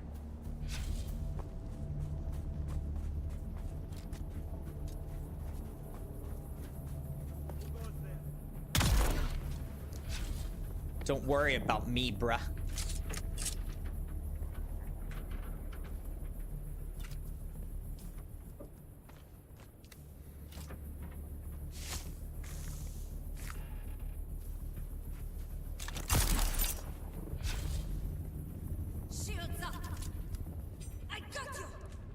You got nothing.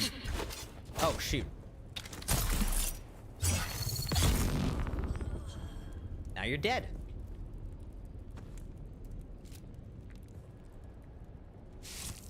Another day, another victory for the OG. Taking Another down the victory sweat. for the OG.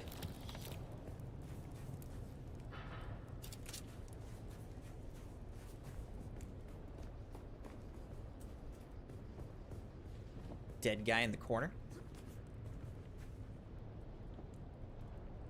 Oh, Woods posted the trailer for it. How's it going, Zachary?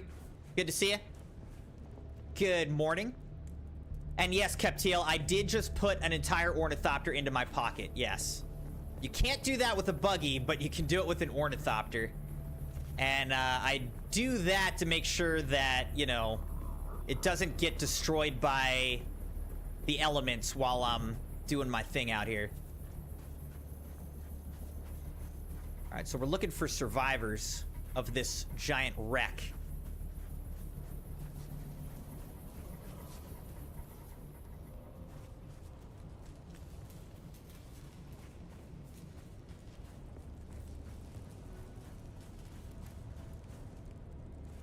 That guy's dead.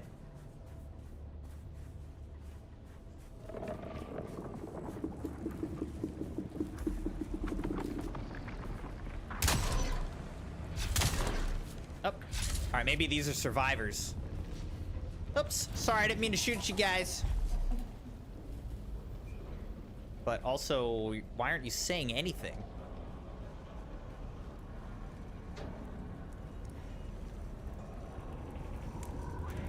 What do you got to say for yourself, sir? Who goes there? I can hear you, stranger. Chief Hanzo. Come ahead, but slowly. I've got you covered. Let me get a good look at you. Can you not see? My glasses got smashed in the crash. Oh, But sorry, I see bro. well enough to put a hole in your center of mass. Don't test me, stranger. It hasn't been a good day. Yeah, it doesn't look like you've been having a good day. It does look like you could use some help, actually. We need you out there, stranger. What's going on over here, bruh? Well, that's the 10 million Solari question, stranger. Our mission tasking says we're supposed to be in the minor erg, but the rocks are all wrong. This is the Haga Basin South. The Haga Basin? Baron's balls, that's way off course. Baron's What balls! the hell was Malik thinking?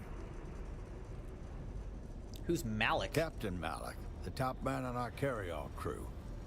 There's no way we could be this far off course without his knowledge. Malik, what were you playing at? Jeremiah said, what's the goal of this game? I mean, this is like a survival sandbox game. There is a campaign to it, so we've beaten the main campaign. This is the DLC that we're now playing right now. So there are story elements to it, but you can kind of like, you grind, you get better and better materials, better and better weapons and gear. You can build bases and explore more and more areas. So, you know, overall, I'd say that's the point of it, is just to get the best weapons, gear, and base elements. And then there's kind of this like end game content called the Landsrad, where you can sort of control the map for a week. So that's kind of all part of it, but it's kind of like make your own fun in a lot of ways. Tell me about yourself, sir. Not much to tell. I'm a rig chief like my father before me and his before him. My family served the Miners Guild for nearly 5 centuries. What does a rig chief do? I oversee all melange operations on the Sand and in the Harvester. It's my job to ensure the spice flows unimpeded from extraction to processing. So, I know you already explained that you wear glasses, but why can't you see? I haven't been able to see well since I was knee-high to a tad, Skipper. Normally I use corrective lenses, but they were shattered in a crash. Tough luck. If Dune men didn't have tough luck, they wouldn't have any luck at all. Still, there's a job to be done. Keptiel says, I just feel like there's a few physics-based issues with carrying a military aircraft inside your pocket. Don't worry about that, dude. We have, like, wormhole space travel, so this is the least of our worries. All right, what do you need, man? Over half my crew is dead or missing, and I can't see a damn thing. But I suspect those who have survived have already been found. The rest is, sadly, a recovery effort. Well, how can I help? I've already logged all the fallen Dune men in close proximity to the crash site, but I'm told that a local criminal element has abducted the rest. It's strange to say it, but confirmation of a loved one's demise is somehow less hard to bear than not knowing what became of them at all. Every member of the Spice Miners Guild has an identification tag. I need you to hit the enemy camps and recover any guild tags you may find. That is always kind of true. I mean, people whose loved ones go missing or, you know, whatever, they would rather have confirmation that their loved one, you know, died than to just not really know. And confirmation of, like, what happened. People just want answers so that they can have some kind of closure, even if it doesn't really... Somehow that brings comfort, even if it doesn't bring the answer that you want, you know? All right, this search and retrieval mission issued by Chief Hanzo. Survivors of the wrecked spice harvester Mithra have been abducted by Kirab bandits. Living or dead, we need a record of their fate. Search the nearby Kirab camps and collect any Spice Miners Guild tags you may find there. I'm on it. I'll give you their last known locations before their signal stopped. Good hunting. All right, sir. I'm on it. Search and retrieval. All right, looks like we can talk to these guys too. Not another step, stranger. Lieutenant Drawn. I've got 2 armsmen covering you from the rocks. Identify yourself. What's going on here, Lieutenant? I'm the one asking the question, stranger. Who the hell are you? I'm CrimsonMune, the overlord of Arrakis. I heard your distress call, came to help. I saw the wreckage and wanted to help. I saw the wreckage and wanted to get on the good salvage before it was gone. I'll say I heard your distress call and came to help. You do look like you can handle yourself, stranger. Very well. The crew of the Mithra thanks you for your assistance. What's happening here, Lieutenant? We got shot down is what's happened. And now we're surrounded by Badlands scum. One scouting report says it's slavers, and the next says Kirab. Honestly, I don't care which it is. Their lives were forfeit as soon as they took a shot at a warranted guild extractor. What can I do to help? Our comms unit took a stray bullet. My priority is to get it back online. Why don't you find our rig chief Hanzo? He'll have something for you. Well, I already talked to him, but tell me about Rig Chief Well, Hanzo. the harvester crew is divided into 3 complements. Carriers, drivers, and spice crew. Carriers fly us where we need to go and provide air support when we get there. Once the harvester is on the sand, the drivers drive it, and the spice crew works the extraction. Chief Hanzo is the big dog on the spice crew. Now, what she just described is really what you need in order to harvest spice in the deep desert. You need your carrier ornithopter pilot, you need your spice harvester driver, and you need other, like, spice crew. So if you're a solo player, I feel like it's going to be pretty tough to harvest spice out in the deep desert, because you're not going to be able to really play all 3 roles at the same time. With that said, I will say I have seen some people put out videos of doing it, But I feel like if I try, I'm just gonna get eaten by a worm and lose everything and just be so upset. So I don't know that I will try that. I don't know. All right, tell me about yourself. All you need to know is I'm the sole surviving officer of Harvester AD-242. My sworn duty is to ensure anyone left in my crew gets home in one piece. If you want to know anything more than that, you'll have to wait until after. You can find me at the Seleucid Bull. The first round's on me. The Seleucid Bull is one of the bars in this game. So is your comms unit back online? No. It's one of those new CHOAM models with the Amaranthian diodes. Farther range than any other portable, but don't drop it or jostle it vigorously. Shooting it is also not recommended, as it turns out. What can I do to help? Get us back on the air. If the guild has an inbound recovery crew, they'll need a clear tactical picture to avoid suffering the same fate as the Mithra. Well, how can we do that if your comms unit is I shot? think I can assemble a shortwave transmitter using a dead comms box and a few special parts from the Mithra's stores. If you can find them. Where should I look first? That's the problem. The Mithra came down hard. Parts scattered across the sector. Now we're getting reports of Kirab bands creeping around the perimeter. Our scouts have seen them out there stripping the wreckage. But we aren't Sardaukar. If the Kirab have our parts, we can't just take them back. I was about to say, I could take them back. So what parts do you need? Thank the Emperor for your coming, stranger. I need a blue lattice kyanite crystal, a Torsen sound shifter, and a twin polarity microfrag. My scouts report that the Kirab have made camps in the surrounding rocks. Seek and destroy, stranger. All right, radio silence mission issued by Lieutenant Drawn. I can jerry-rig a shortwave transmitter using our dead comms box and a few special parts from Mithra's stores. Unfortunately, those stores are scattered all over the sector. I need you to find a blue lattice kyanite crystal, a Torsen sound shifter, and a twin polarity microfran. Easy, I'm on it. Good luck. Here is a list of what I need. All right, I'm on it. Contract radio silence. Now let's talk to this dude. Keptiel says, just don't get eaten by a worm. Easy. Easy. I've only been eaten a few times, but didn't enjoy it when I did. Did not enjoy it. No, you startled me, stranger. Guess I was lost. Quartermaster Hicks. Or some kind of delayed onset head trauma. Of course, both things could be true. Who are you? I'm Nasher Hicks, quartermaster of the Mithra. Whatever's left of it, anyway. You can call me Hicks. Looks like you need some help, Hicks. Did the guild send you? No, but I heard your distress call, and I'm here to help. Well, this goes against all known protocols, but protocols be damned. There are lives on the line. Any idea who shot you down? No clue. Danvers, our umbilical specialist, said we were taking fire from below. But the rig crew is totally blind during transpo.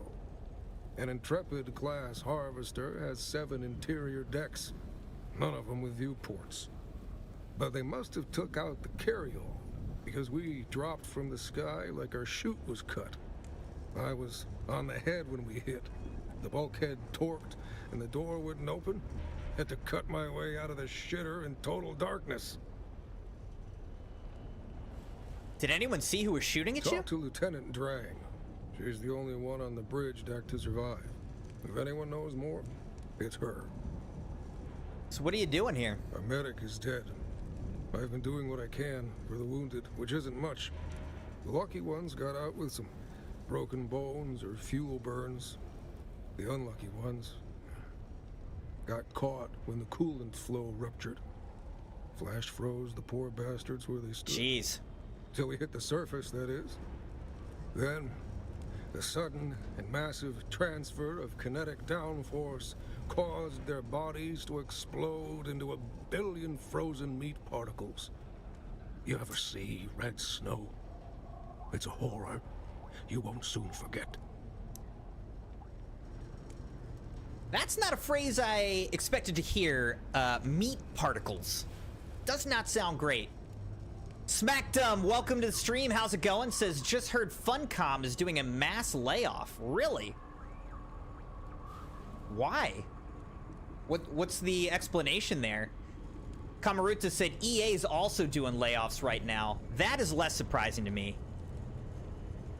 Not surprised to hear that EA is doing something like that. I'm a little more surprised to hear that Funcom is. Kamaruta said, I don't know about you guys, but I'm afraid the end is near for EA. I mean, EA has a, I would say, checkered history. Obviously, I mean, they put out some good games, but I don't know. At the same time, I'm not necessarily a huge fan of EA company in recent years. It looks like Keptil agrees. Tell me about yourself, Hicks. That's a tale of tragedy and woe. My family's been miners' guild since the late 9000s. Supply management on mother's side, rig technical on father's.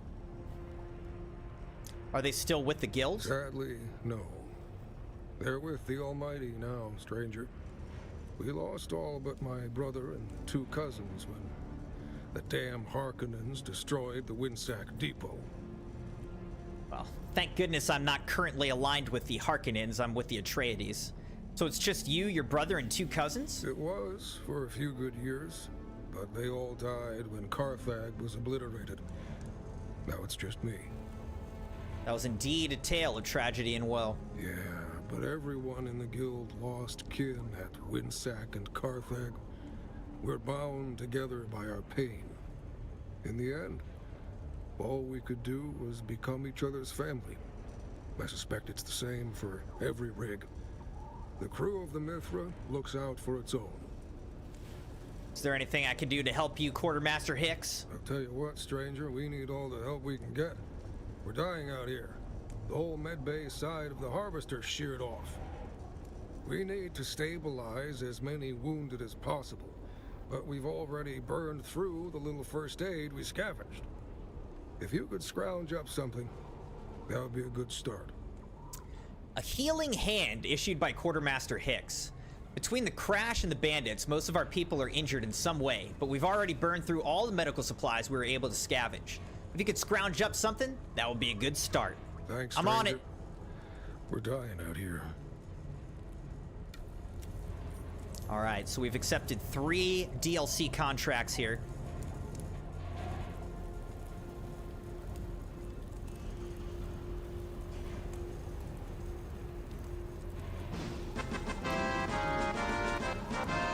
Yeah, dog pool, yeah!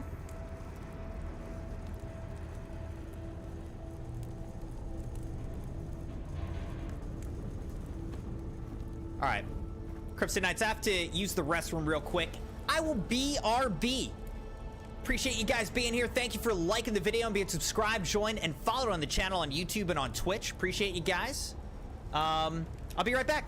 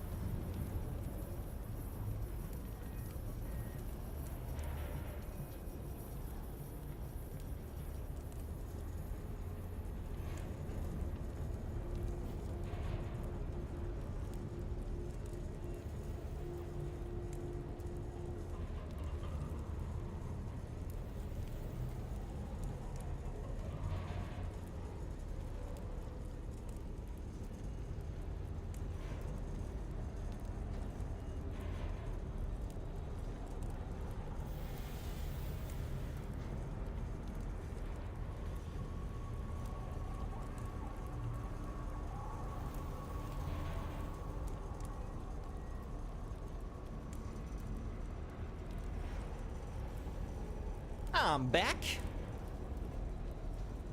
Share stream. Did you guys enjoy it? All right.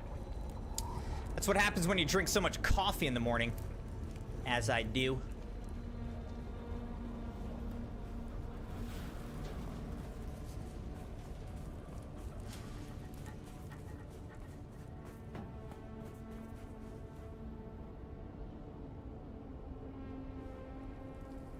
All right, actually, so let's look at Journey here. Look at these contracts. Looks like these are all close.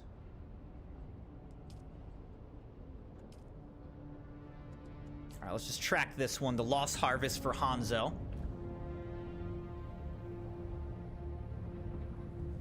Here we go.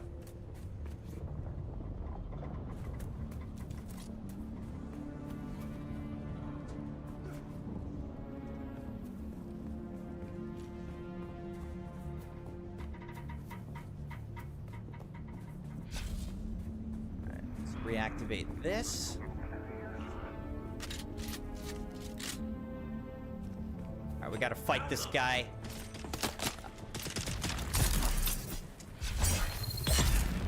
Hand-to-hand combat.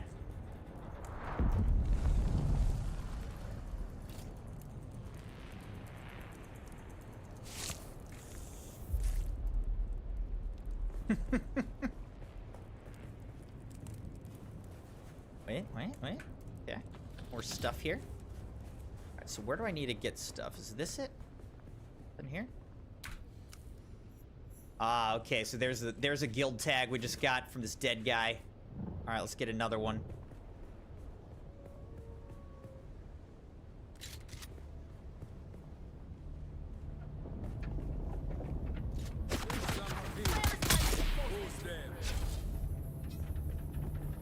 Take that bullet to the face, boy. How are you still alive?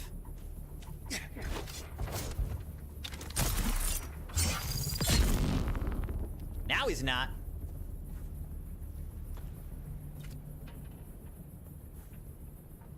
Keptiel says, next time he leaves, I'm performing Baby Come Back. Alright, we recovered a blue lattice kyanite crystal from this box here.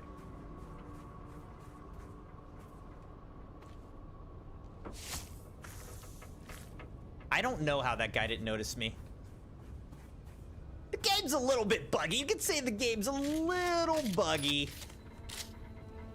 But that's fine. I haven't had that many issues with it, so...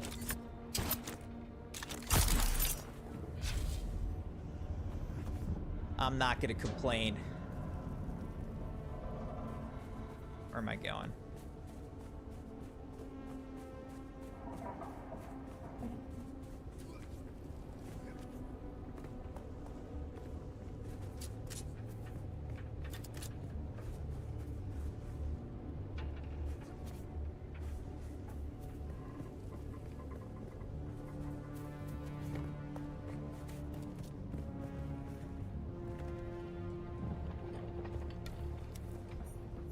Discovered the Kirab camp.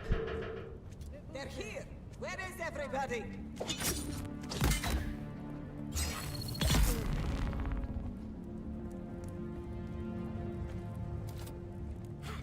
Oh, shoot! Where'd you come from? Oh, God, this guy just wrecked me, dude.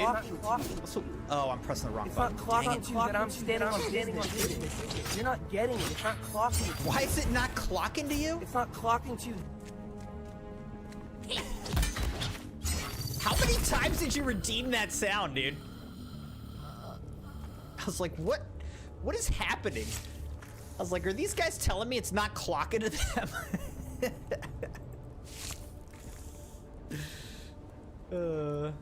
Is it not clocking to you? I'm about to stab you. What am I looking for here? You said, like, Big Rig's in such a bad game, but it's so bad that it's good. Alright, we got this other guild tag. Good.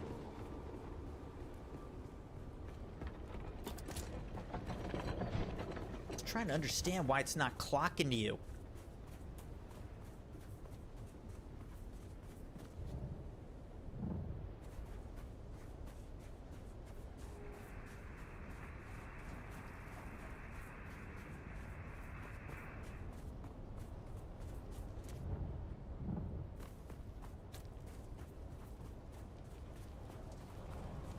Running all over the place here. I don't know why that just looked like something that I should pick up, but it's nothing. Who goes to that?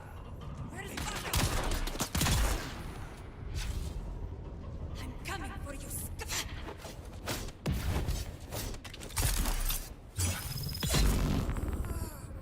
So when you fire your weapon, your shield goes down. So you do have to be, you know, kind of careful about that. All right, we're full. Our blood pouches are full. And in case you didn't know, we harvest blood from bodies so that we can then get the water out of them. Water from the blood. All right, we got this third Kirab guild tag.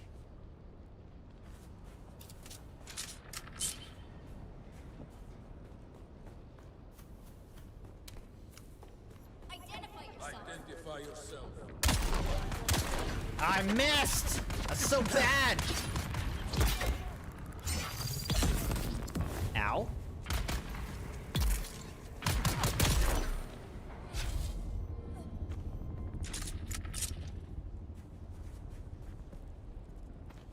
Don't judge me, Crimson Knights. Alright? I know it was bad. I know.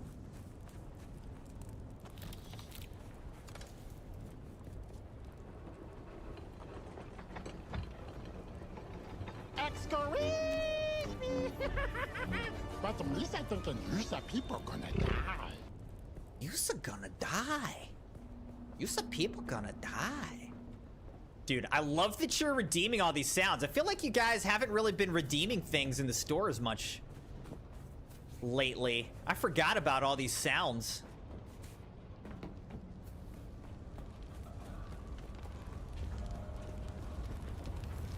Excuse me. When I saw that in that show, in that movie, me and the Crimson Kids absolutely cracked up. That was so hilarious.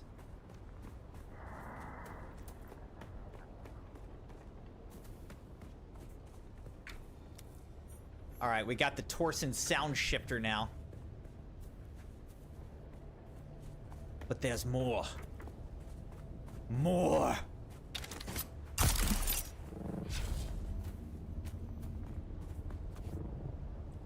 Smack, you've only ever seen one Star Wars movie? Oh man, we were talking about, was that this morning or last night? I think that was last night. I love Star Wars. I've seen all the Star Wars multiple times. So good. I love Star Wars. Hey, do this? Let him cook! I said let him cook!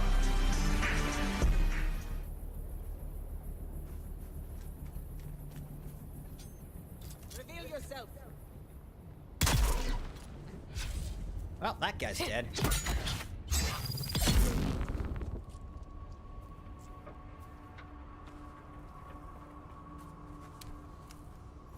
All right, we got the twin polarity microfram.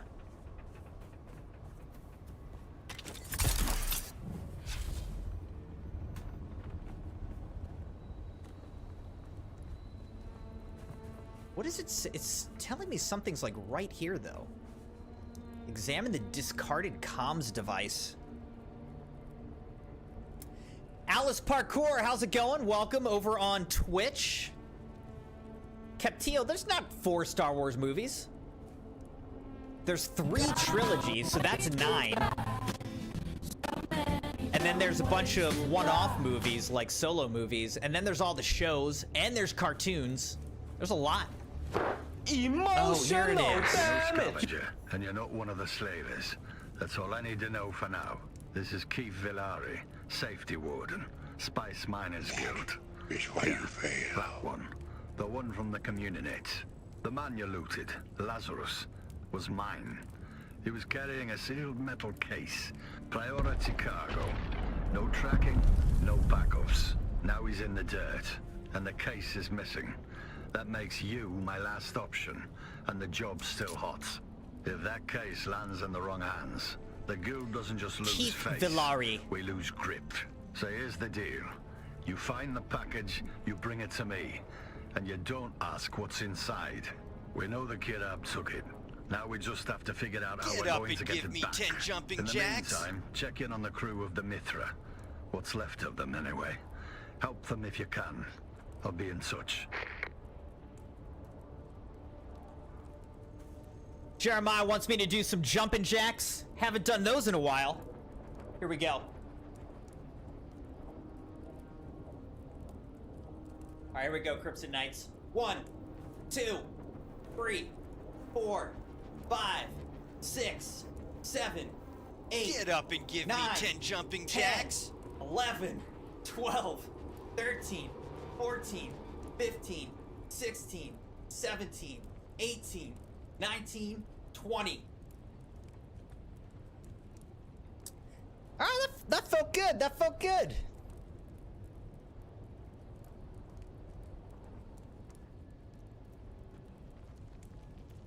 All right.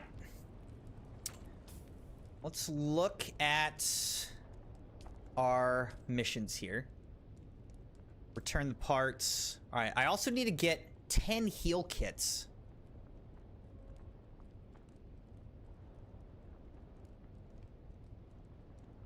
That's going to be a little more difficult.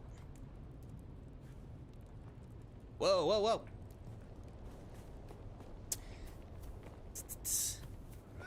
Thank you, Dogpool, and I think that was Jeremiah that redeemed the jumping jack. So it's 10 per redemption. That's what I do. Got in 20 quick jumping jacks there.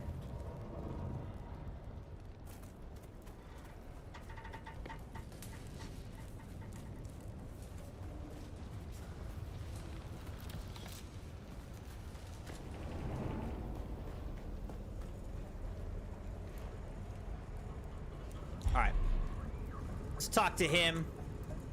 Glad you're back, stranger. It's why you fail. I know the camera got kind of messed up, huh? But Alice, thank you again for being here. We're having a great stream this morning. I don't normally stream. Oh, sorry. This camera's messed up. Okay. Sorry about that.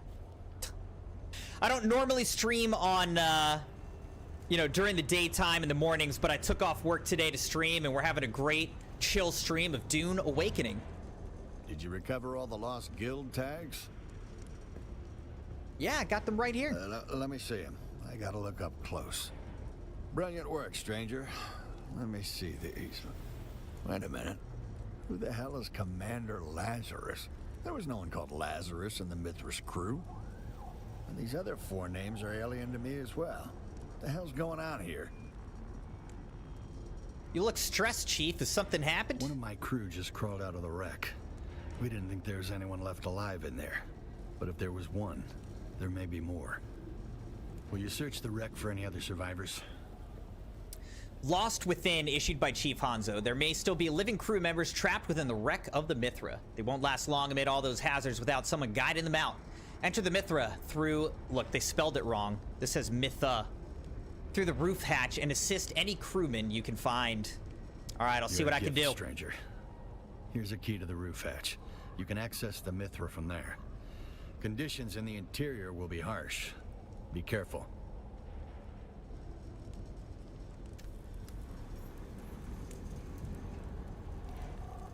Alice said, please send me your Discord or Insta. You can do !Discord in the chat and the link will pop up.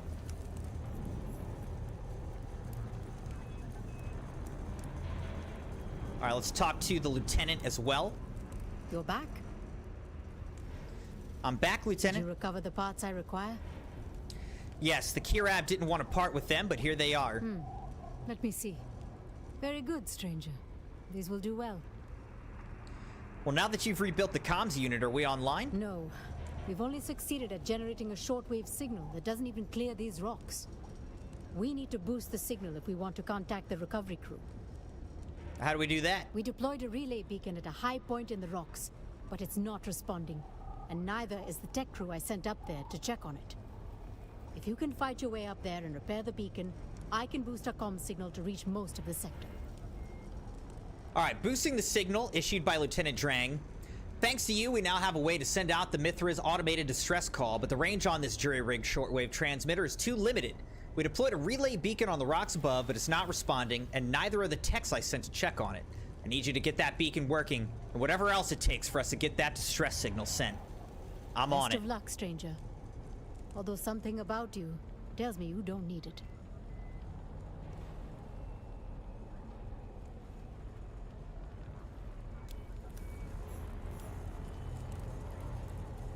Sounds good, Dogpool.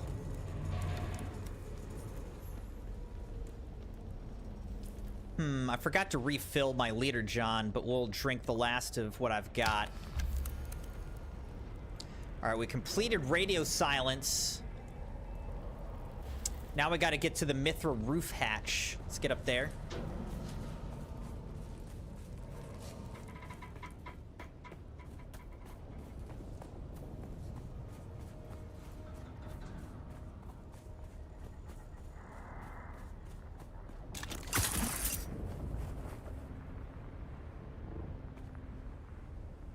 Why are you guys all just laying around? What are you doing?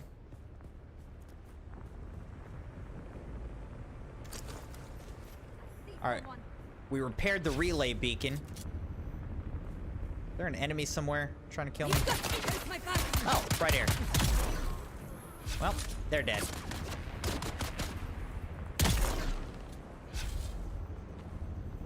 They're dead now.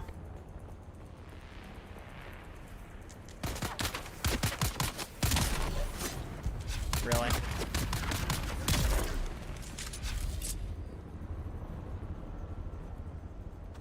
People are just popping out of these corners. And his name is John C. Yeah, his name is.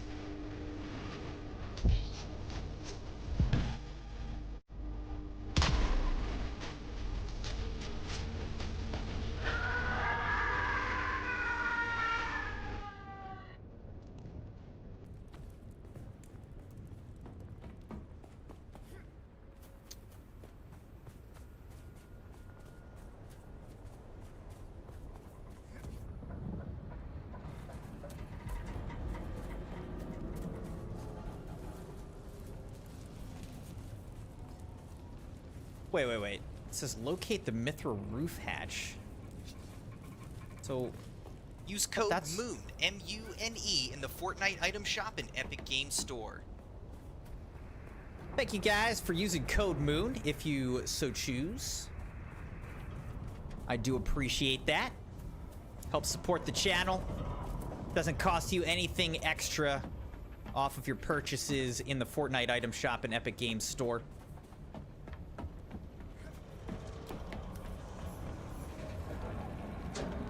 All right, here we go.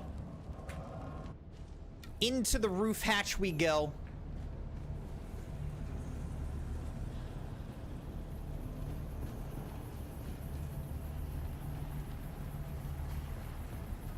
All right. I'm thinking we may need to equip this. All right, so I'm putting on my radioactive suit here. We gotta locate some survivors. Ooh, some stuff. Good.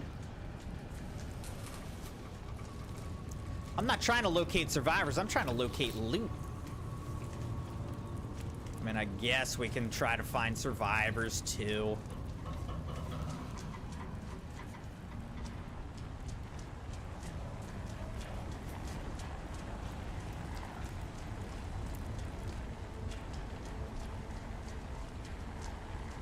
Something over here.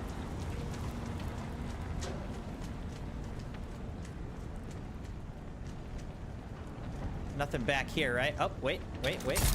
Something up here? No. Never mind. There seems to be nothing back here, as far as I can tell. There is a big difference between your power and power. Between your power and power. That always makes me think of Ricky. Oh, here's a survivor. Who? What? What are you doing here? Never mind the introductions. You need to leave. But there are still people trapped in here. I'll take over the rescue. You need to get yourself out now. All right. But listen, I heard someone banging on the ceiling a while ago. Might be able to save them if you can find a way up there. And Cass is on the other side of this bulkhead, but can't get past the flogging Pinta shield. You'll have to find the key. Good luck. Will do. Stranded Dune man. He's gone. Wow, Smack said, I have a little over 800 hours in Dune, gave it up a few weeks ago. That is impressive. I have 120 hours in this game, which for me, I feel like is a lot. I've played a good bit off stream.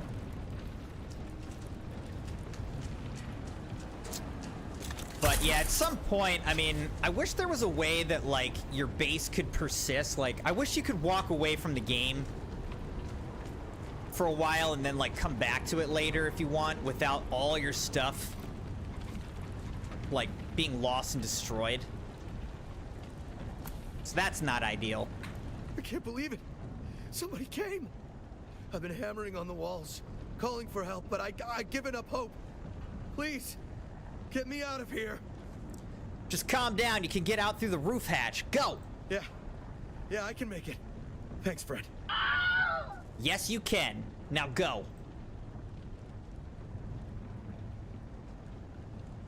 Keptiel says, leaving the game running while at work doesn't count.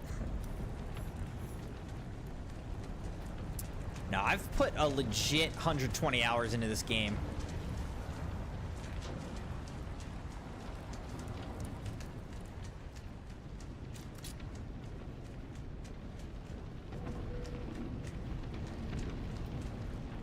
I don't know who you are, but if you have the Pentashield key, you're my new best friend.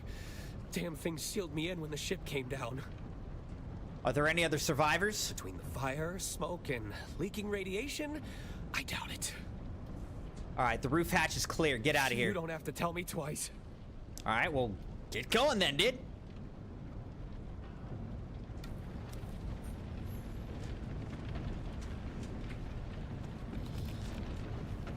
All right, so we located the survivors. Now we can get out of here.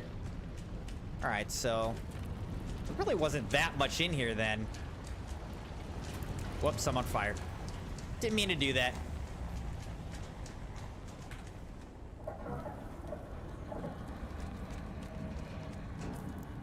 All right, let's re-equip this.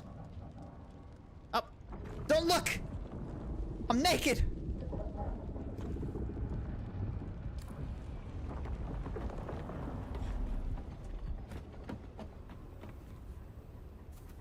What is happening right now?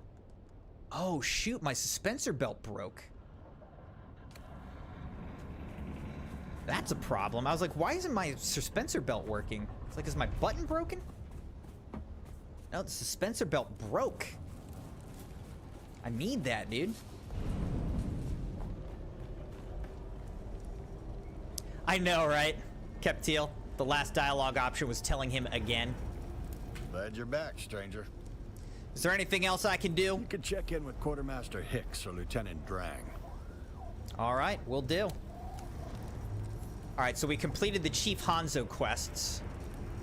Let's talk to her again. Anything else I can lend a hand with? As it turns out, yes. While you were working to get the signal booster operational, the automated distress signal from the Mithra suddenly went dead. Odds are the power just ran out. A lot of our generators and batteries were smashed when the harvester fell. I have a workaround, though. What would you need me to do? Make your way through the interior of the wreck, activate the comms system's auxiliary power, and then reactivate the distress beacon. Enter the wreck, activate power, send the signal. Got it. The Mithra's side axis is the closest point to the comm station. Let's just hope everything is reasonably intact in there. Good luck. All right. Goodbye.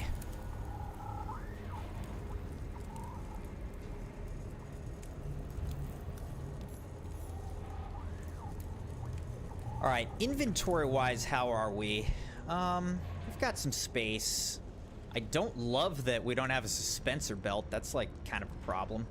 Smackdum said, suspensor belts have always worn down fast, kind of annoying. Keptil said, yeah, probably because you shoved a full-size military vehicle in your pants and the belt couldn't handle it.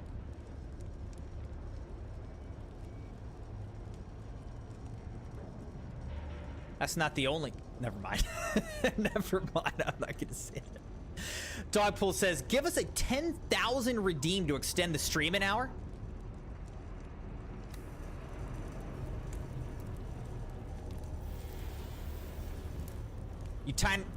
Dogpool, are you trying to redeem that right now or when? Just in general?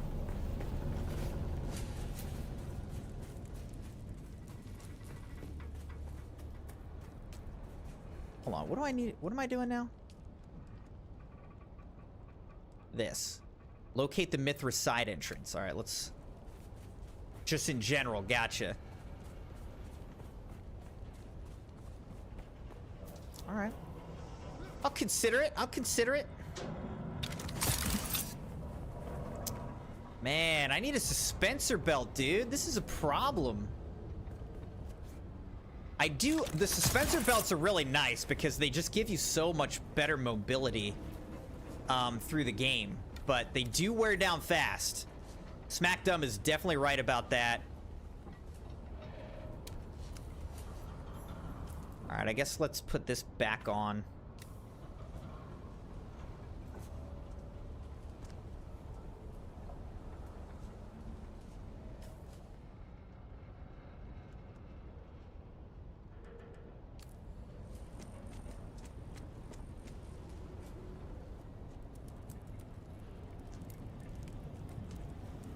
What is happening, though?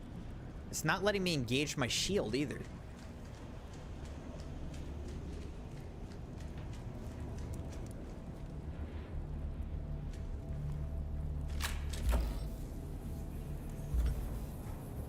Oh. I thought I needed to break through this. You literally just need to press open. Oh, shoot. There we go. Now I've got my shield.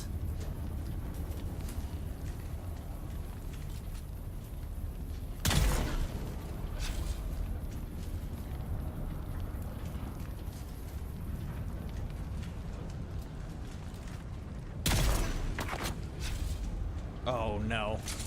I hate those guys.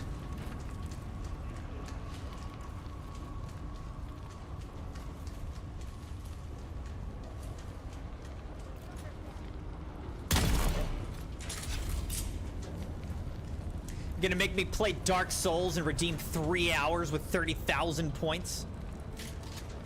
That's what I'm worried about, dude. Can I hit this guy through this? Seems like no. Alright. That doesn't seem like that's gonna work.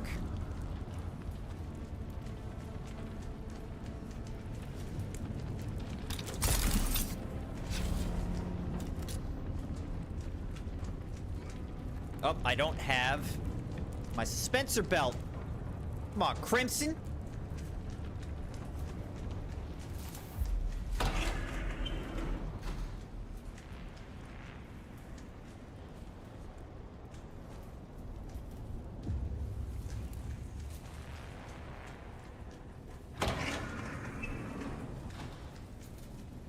The goal is to activate...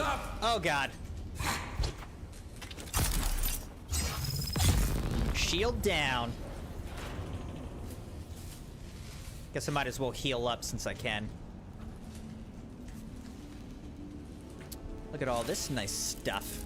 Desert Dasher Garment, Spice-Infused Iron Dust. I got a Leap Suspensor Belt. I guess I... kind of might as well equip this, huh? Might as well. Some kind of suspensor belt is better than none. I like the full suspensor belt. That's my go-to. But I'll take Leap if that's what I got.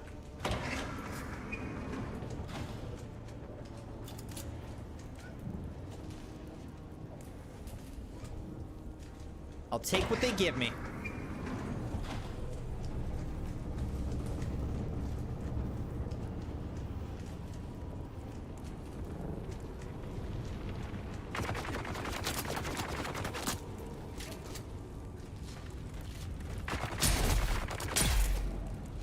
Oh, wow, nice. I feel like normally those guys are so OP. This time it took 2 shots to the face and he's done.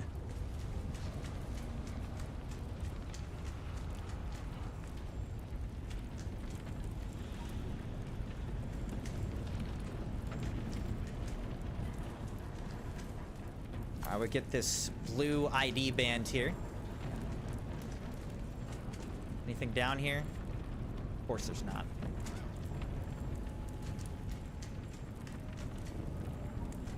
Anything down here? No. All right.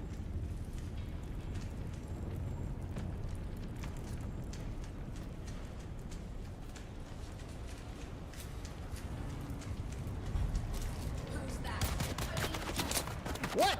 Where did these guys come from? They just like popped in.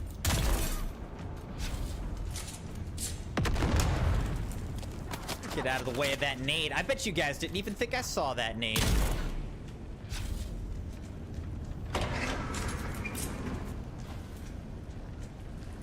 You guys are probably like, Crimson didn't even see that. Okay, that's the auxiliary power console right there, apparently.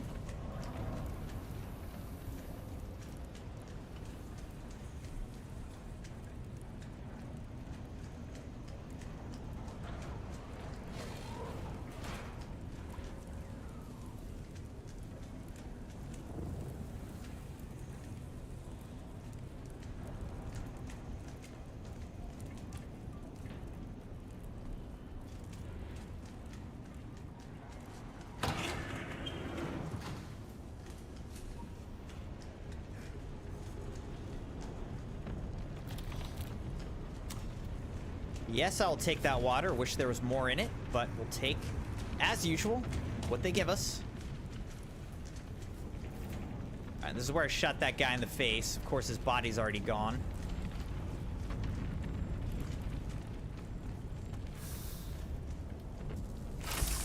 What is this? That's another leap suspensor belt.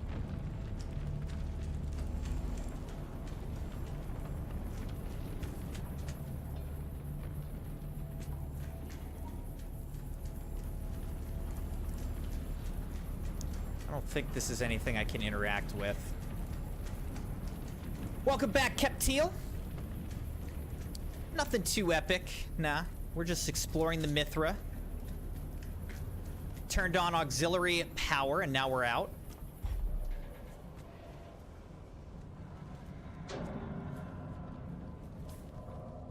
Why didn't the leap suspensor work? Oh my gosh, if I had died there...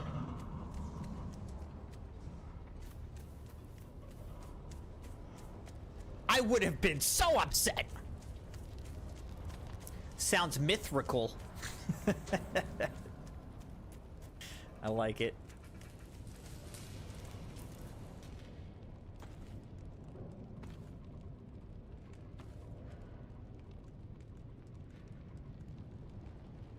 My other boots. Is this my boots?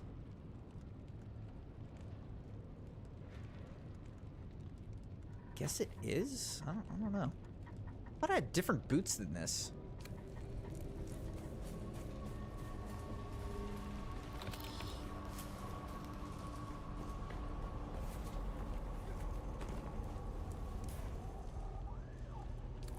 I don't know.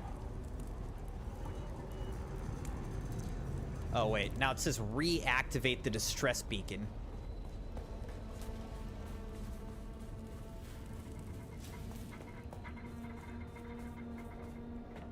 Where? What? Where is this?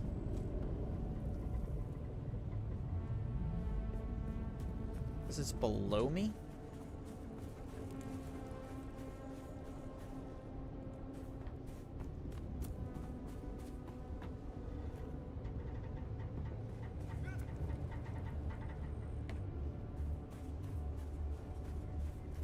Maybe it's up there? That was an entire crate of sand thumpers. Can you imagine?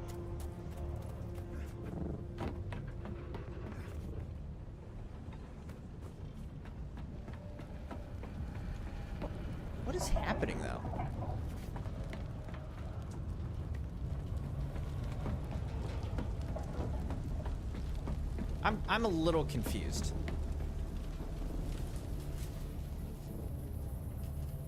I should not have jumped off that just in case the leap suspensor belt didn't work. But fortunately, for some reason it worked that time, even though it didn't work the last time. All right, let's just talk to her and see. You're back. I am confused. It's saying below me. Where is this thing? Reactivate the distress beacon. How?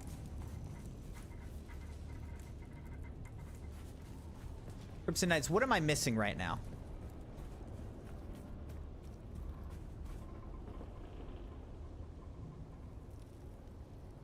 Do I have to go, like, back into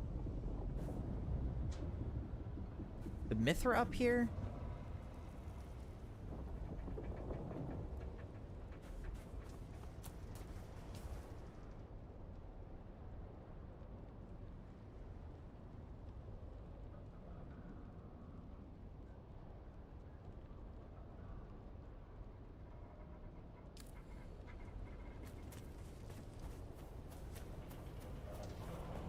I don't know. Let's assume that that's it. Let's try to go up there and see if we can activate it up there. I don't know. Sector weather alert. A large sandstorm is approaching. Ruh-roh. How much time we got? 3 minutes? All right, we're all right.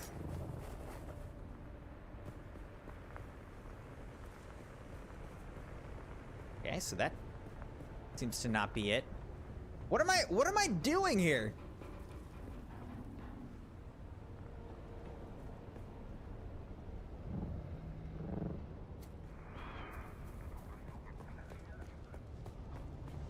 What am I missing?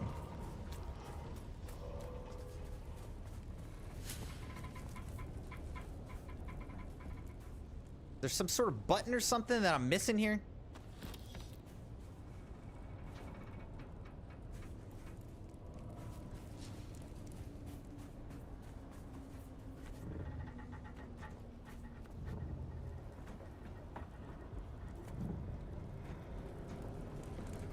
Sector weather alert.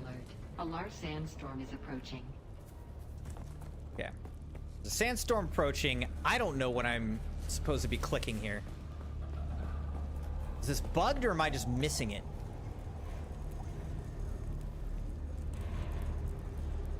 This guy wants a bunch of heal kits, by the way. And what I have are... Oh, these are heal kits. Never mind. Okay.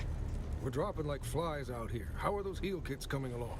I've got the ones you need.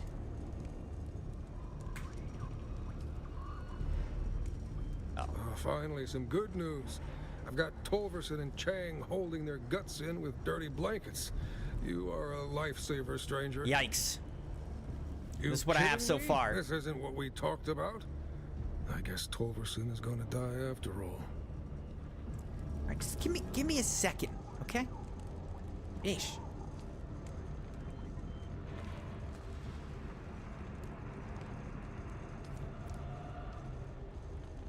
Sector weather alert. A large sandstorm is approaching. We're dropping like flies out here.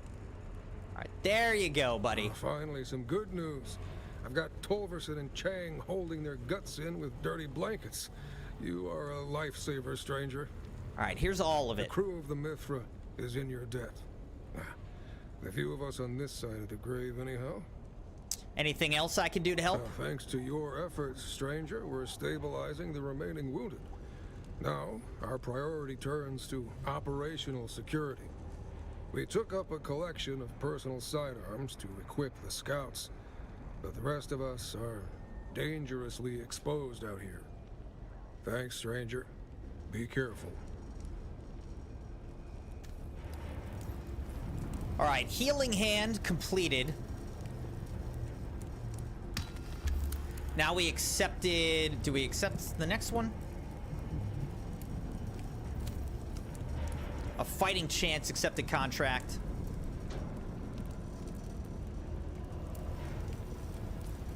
All right, here's this sandstorm going by. A large sandstorm is approaching.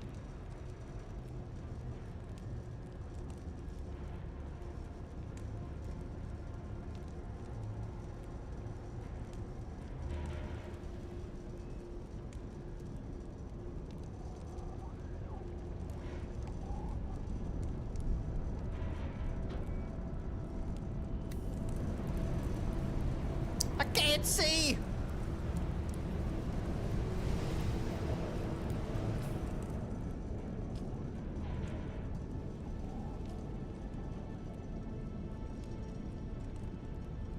All right, he wants 500 light darts and 4 Mala pistols.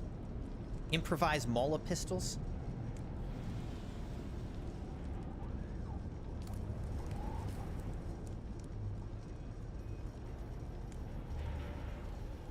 All right, so I gotta find 4.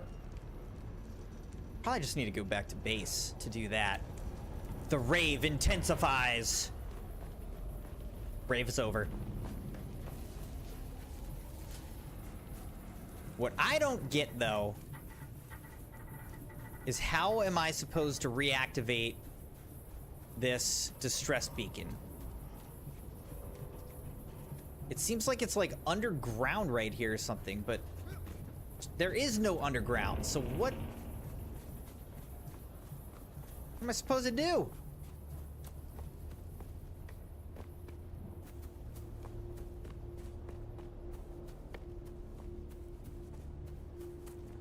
I don't know. You're not getting it. It's not clocking to you. It's not clocking to me. It's not clocking to you that I'm standing on business, is it? You're not getting it. It's not clocking to you. It's not clocking to you that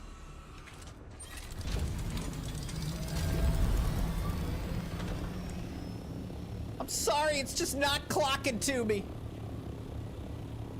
Okay, I don't know. I don't know. We're gonna leave. Let's go back to base. Drop off a bunch of my stuff. Roll for intimidation. If you succeed, the beacon will be distressed. We'll go out here. We'll drop a bunch of stuff off. We need like 4 improvised Mala pistols.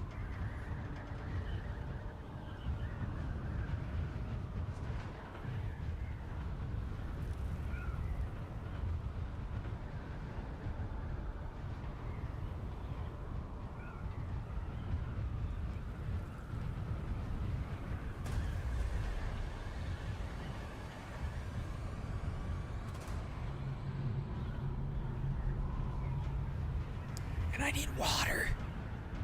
I need water. Also, Crimson Knights, there used to be a bunch of bases over here. Like, this whole area over here was all bases, and now they're all gone. Which, you know, obviously indicates to me that those people left the game. They're not here anymore, unfortunately. Oh, wait.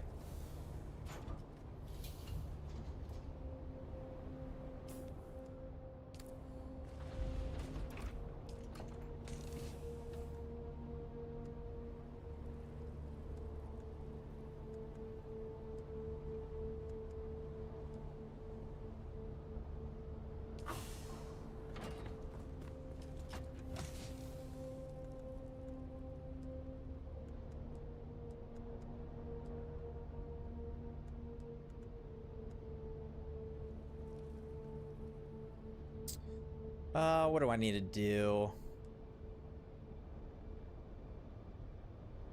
Let's put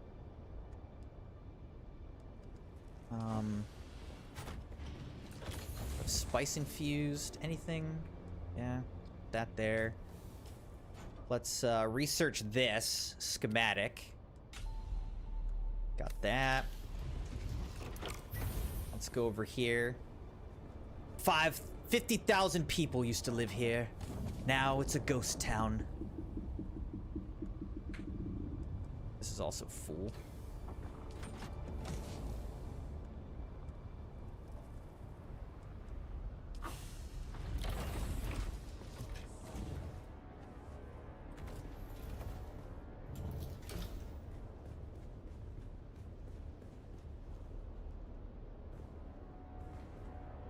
right. I need more water. Because I have none. So let's disable this. I think this is done as well. Let's disable this. Great. Now let's enable this. And let's deposit... Oh, I need to go get a corpse. We also can turn on this and deposit all the blood we've got. Let's fill our containers. Oh, there's no water. We need to get these corpses going.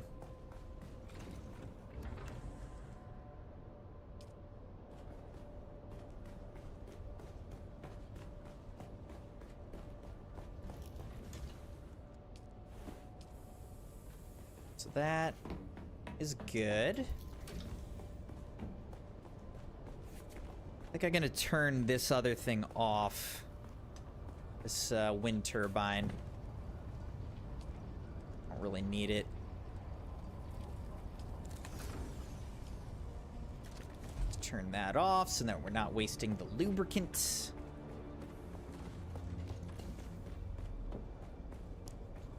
Now,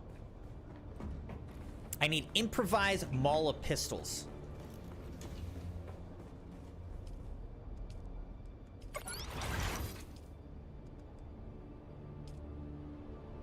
Actually, do you make that on this? Maybe not. I don't think I'm gonna make that here.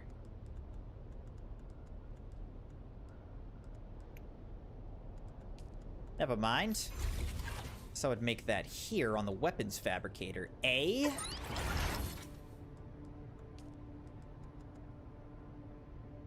Improvised Mala pistols just uses salvaged metal. 1, 2, 3, 4.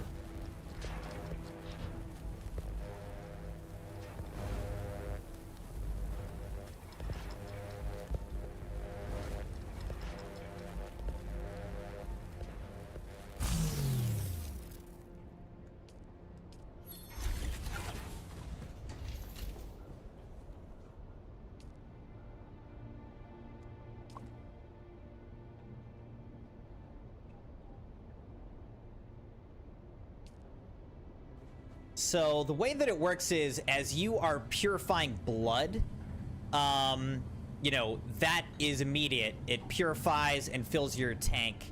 The way that the death still works is it does it all at once. So you got to wait like 50 minutes and then it just throws 45,000 mils in. But you don't get any until it's done.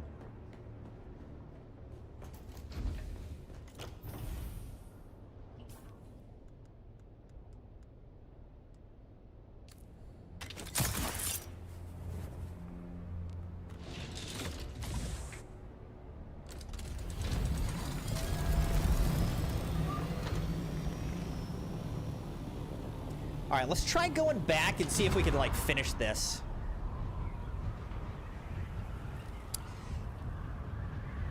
Kamaruta, I totally agree. Said this game just reminds me of so many different games for some reason. No Man's Sky for the UI and mining. I 100% agree with that.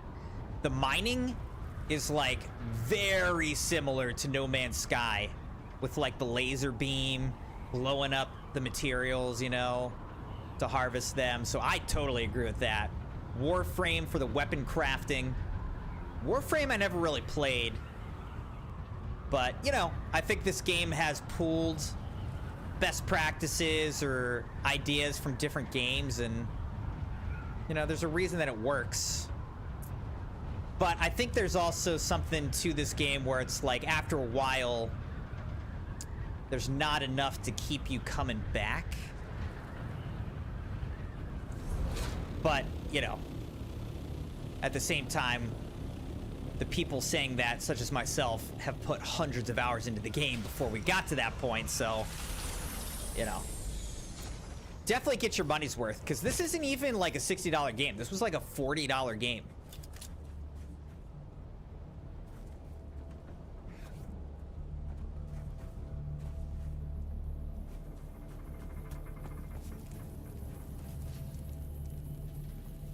I don't know how to do this. I'm gonna have to look this up, Crimson Knights. It's probably something simple, but I'm not seeing how to finish this The quest. armsmen have established some... Alright, so you can have all these weapons. And you can have all those light darts. Damn fine work, stranger. Now we have a fighting chance. Here's the lot of it. As an accomplished and meticulous weaponsmith, I never thought I'd be so happy to receive a pile of beat-up Mauler pistols, but here we are. Is there anything else I can help with? There is. If you're looking to knock some heads, the Kirab have found their way into the Harvester interior. Go on. I'm afraid they may use the access doors to come at us from all sides. Get in there and make sure that doesn't happen. No trespassing issued by Quartermaster Hicks. Kirab bandits have found their way into the interior of the wreck. Aside from stealing everything they can get their hands on, they may figure out how to use the access doors to attack us from all sides. Get in there and make sure that doesn't happen. Good. I'm on it. Be sure to give the bastards my regards. Alright, so we did that. Yeah, let's look it up, Keptiel. I mean, I don't know. I don't know.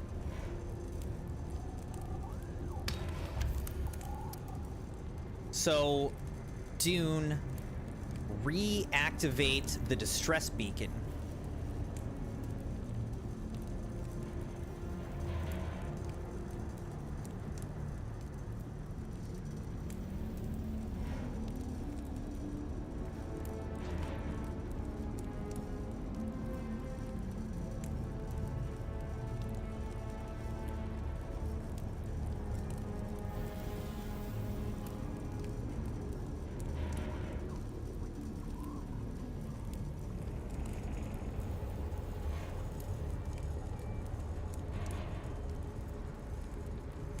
Oh man, all right, so I think I have to go back in there.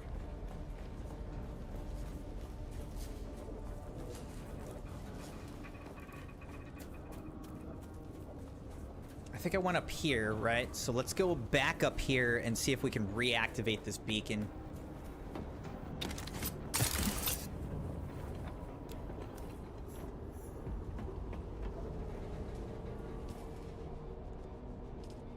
Whoops. All right, here we go. Let's try this again. I think I just like missed it in here somehow.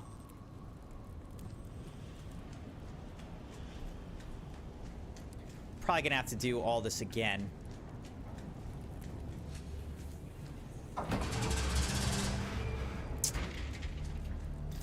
At least it's not that much, but...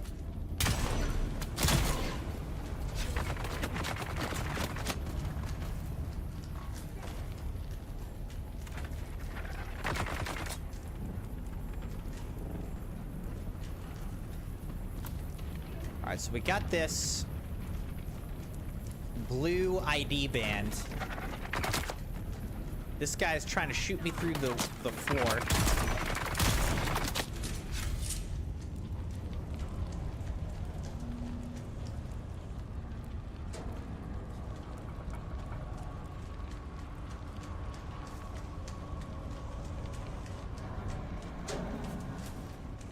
I had clicked that, right?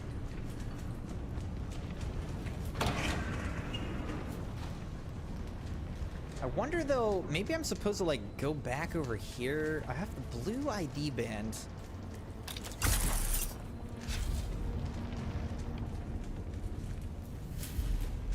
I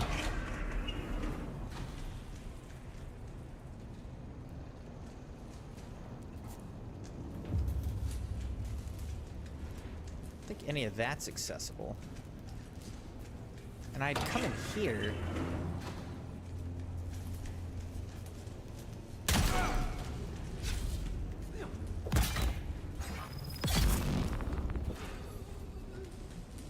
Alright, so we sort of accidentally completed that quest. Oh, look, I can loot this again. That's hilarious. Alright, so we've now double looted that. I don't see like a door in here though. I think that's pretty much it, right?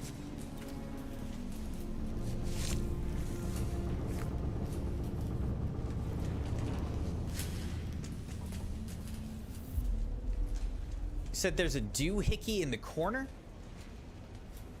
In here?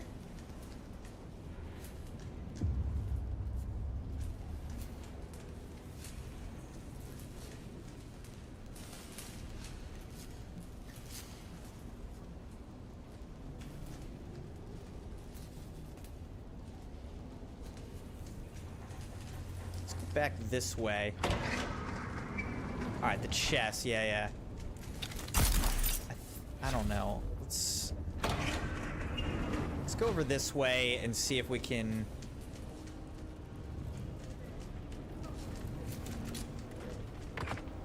activate it from here. Last time a bunch of enemies popped in here.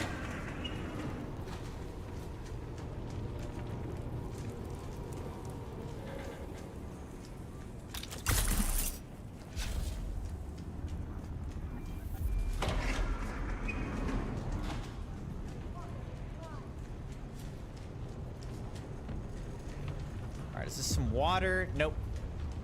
It won't give me it because I recently harvested it. Oh, God. Oh, never mind. That was easy. These guys used to, like, be a serious problem. Okay, so I must have missed something like... Oh, my gosh. There it is. Oh. All right, so now we reactivated it. Oh my gosh, I can't believe we missed it. I was like looking around in here. Last time I was looking around in here and we couldn't find it. Well, there you go. Now we found it. For some reason that didn't work. Awesome.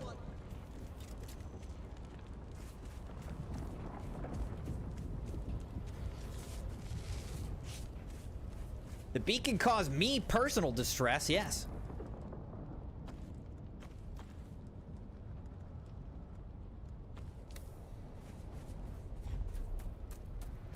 All right, now let's go and report back to these guys.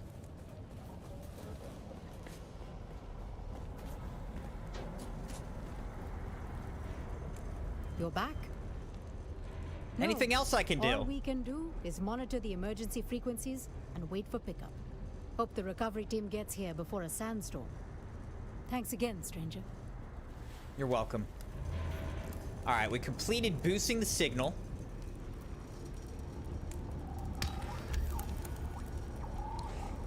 Kamaruta said, I always wondered, what's your favorite video game? Oh, man. That is such a tough question. Give me a second. Give me a second to think about that. Oh, you're back. I wasn't All sure right, I'd see you again. I cleared the Kirab from the rig. Great. That'll teach him not to trespass on guild property, and hopefully keep us safer in the process. We're mighty grateful for your help. Anything else I can do? No, I think we're good. Lieutenant Drang made contact with Central Dispatch. Guess we just have to hold tight until they get around to us. All right. So we completed all that. Now we talk with Chief Hanzo to wrap this stuff up, I guess.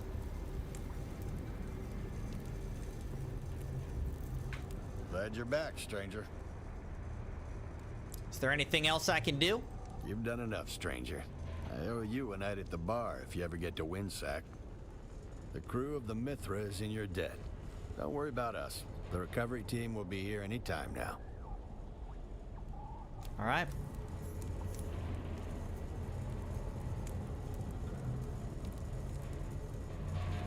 Spotter, come in. Yeah, I'm calling you, Spotter. It's one of the most dangerous and most coveted jobs on a deep desert crew. Spotters are the eyes. They see the first shimmer of a spice blow, or the curl of worm sign before it breaks the surface. They call the warnings no one wants to hear, and they carry the guilt when they're too late. The point is, the spotter's always at the edge of the storm, and right now, that's where I need you. So here's the deal. I got a guild drop rerouted in our favor. Don't ask how. Let's just say I'll be drinking with the finance clerks for a long time. They dumped a package. Should help us cut through this mess of sand and slavers. Ping's coming from an old ironworks. Get to it before someone else does. And Spotter, The sector's thick with Kirab. Second highest concentration in the basin. Slavers petitioned for a warrant to scoop him up, and got it rubber stamped in an hour. Containment is what they're calling it. What it really means is no rules, no oversight, and no one's coming to help. Don't get caught in the middle. Following up, I need you to recover a package that's gone missing from the wreck of the Mithra. The most likely explanation is that it's in the hands of the Kirab. Finding out where they took it won't be easy. We'll start by eavesdropping on some of the chatter at known Kirab dens, see what we can learn. Once we locate the package, it'll be up to you to recover it. I'll keep you updated via this channel. We got Dune Man, coverall, hood customization, and other customizations. Now we gotta complete Keith Villari's contract and pick up listening devices. Villari's prize journey introduced. Alright, but I think we're done with this whole area. Hey, Maddie, how's it going? Good to see you. The worm spotters.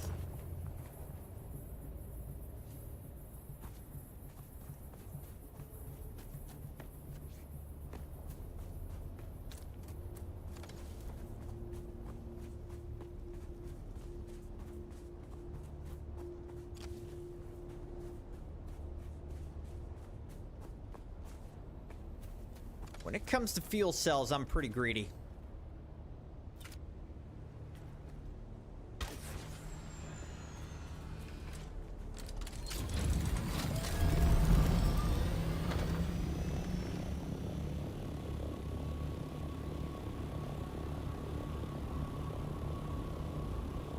Alright, so we completed the first part of the DLC, the Mithra ship section.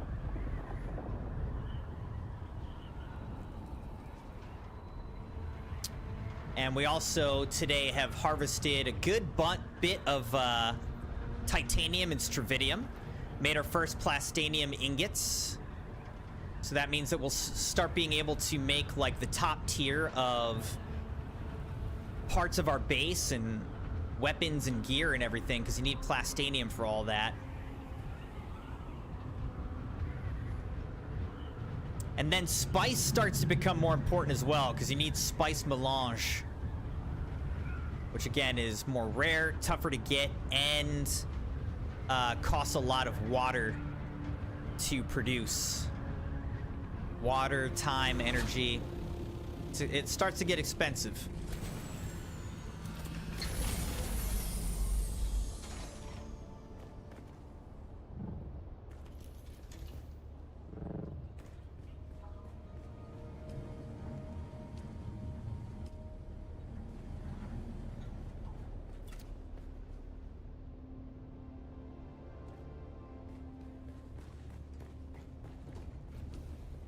So, see, this thing's 1/3 done on the exsanguination. Working on that.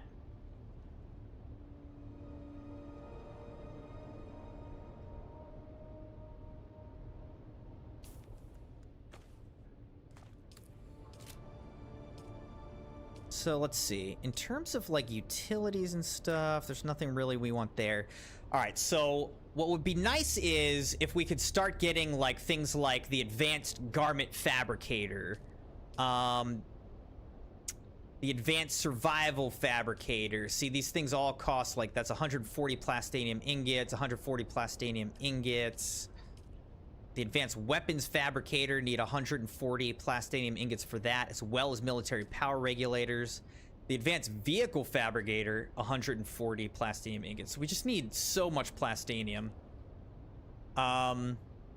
Probably though, what we should build first is the large ore refinery, which takes 380 plastanium ingots, 540 silicone blocks, 400 spice melange. Oh my gosh. 745 cobalt paste and 40 advanced machinery. Okay, this is extremely expensive.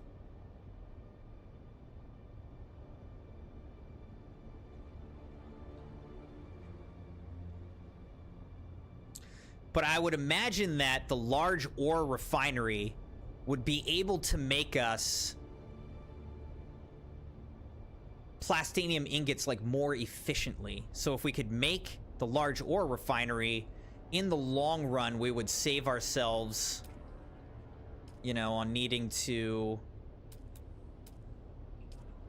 make plastinium ingots for all these other things. But man, that's expensive, dude. That is expensive. Going back to Kamaruto's question of like, what's my favorite video game? I feel like I have to go back historical. Like,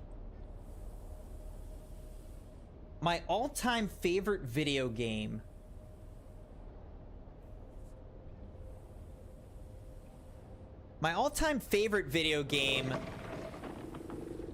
is probably Final Fantasy VII. You know, and you got to think about it, like, at the time when it was out,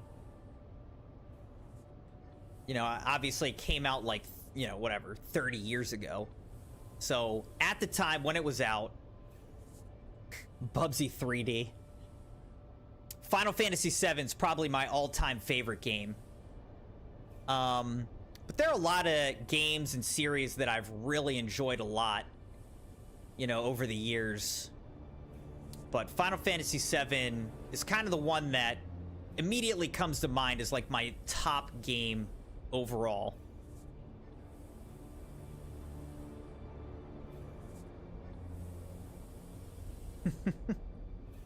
Keptiel refuses to believe it. I want to say, did Final Fantasy VII come out like 1995 or something like that? Let's see. Maybe it was a little after that. 97. So it's not quite 30 years old, but it's close. Yeah, it was a great game. Maddie said Angel, one of his favorite video games was Skyland or Trap Team because it was super advanced for its time.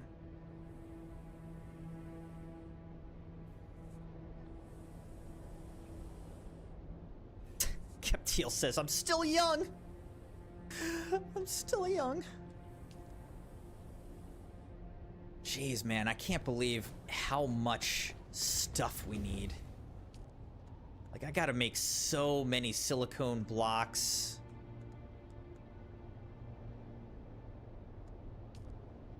We're just gonna need a ton of water, a ton of materials to make that large ore refinery.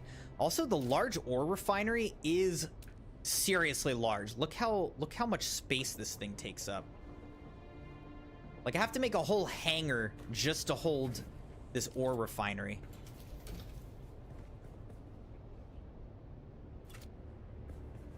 It's crazy.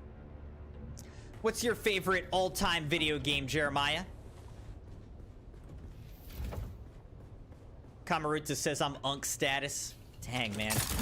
It's not the second time the Crimson Knights have called me Unk. And, so far have not enjoyed it.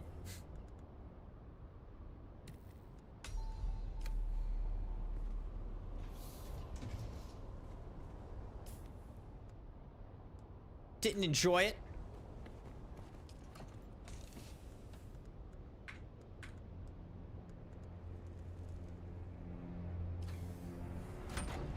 My little soda pop, you're all I can think of every drop I drunk up.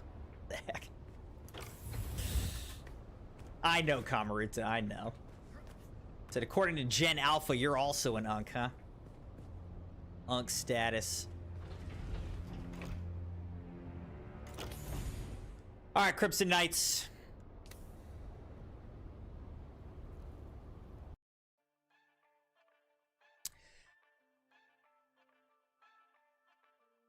Put a little more than 3 hours into the stream this morning.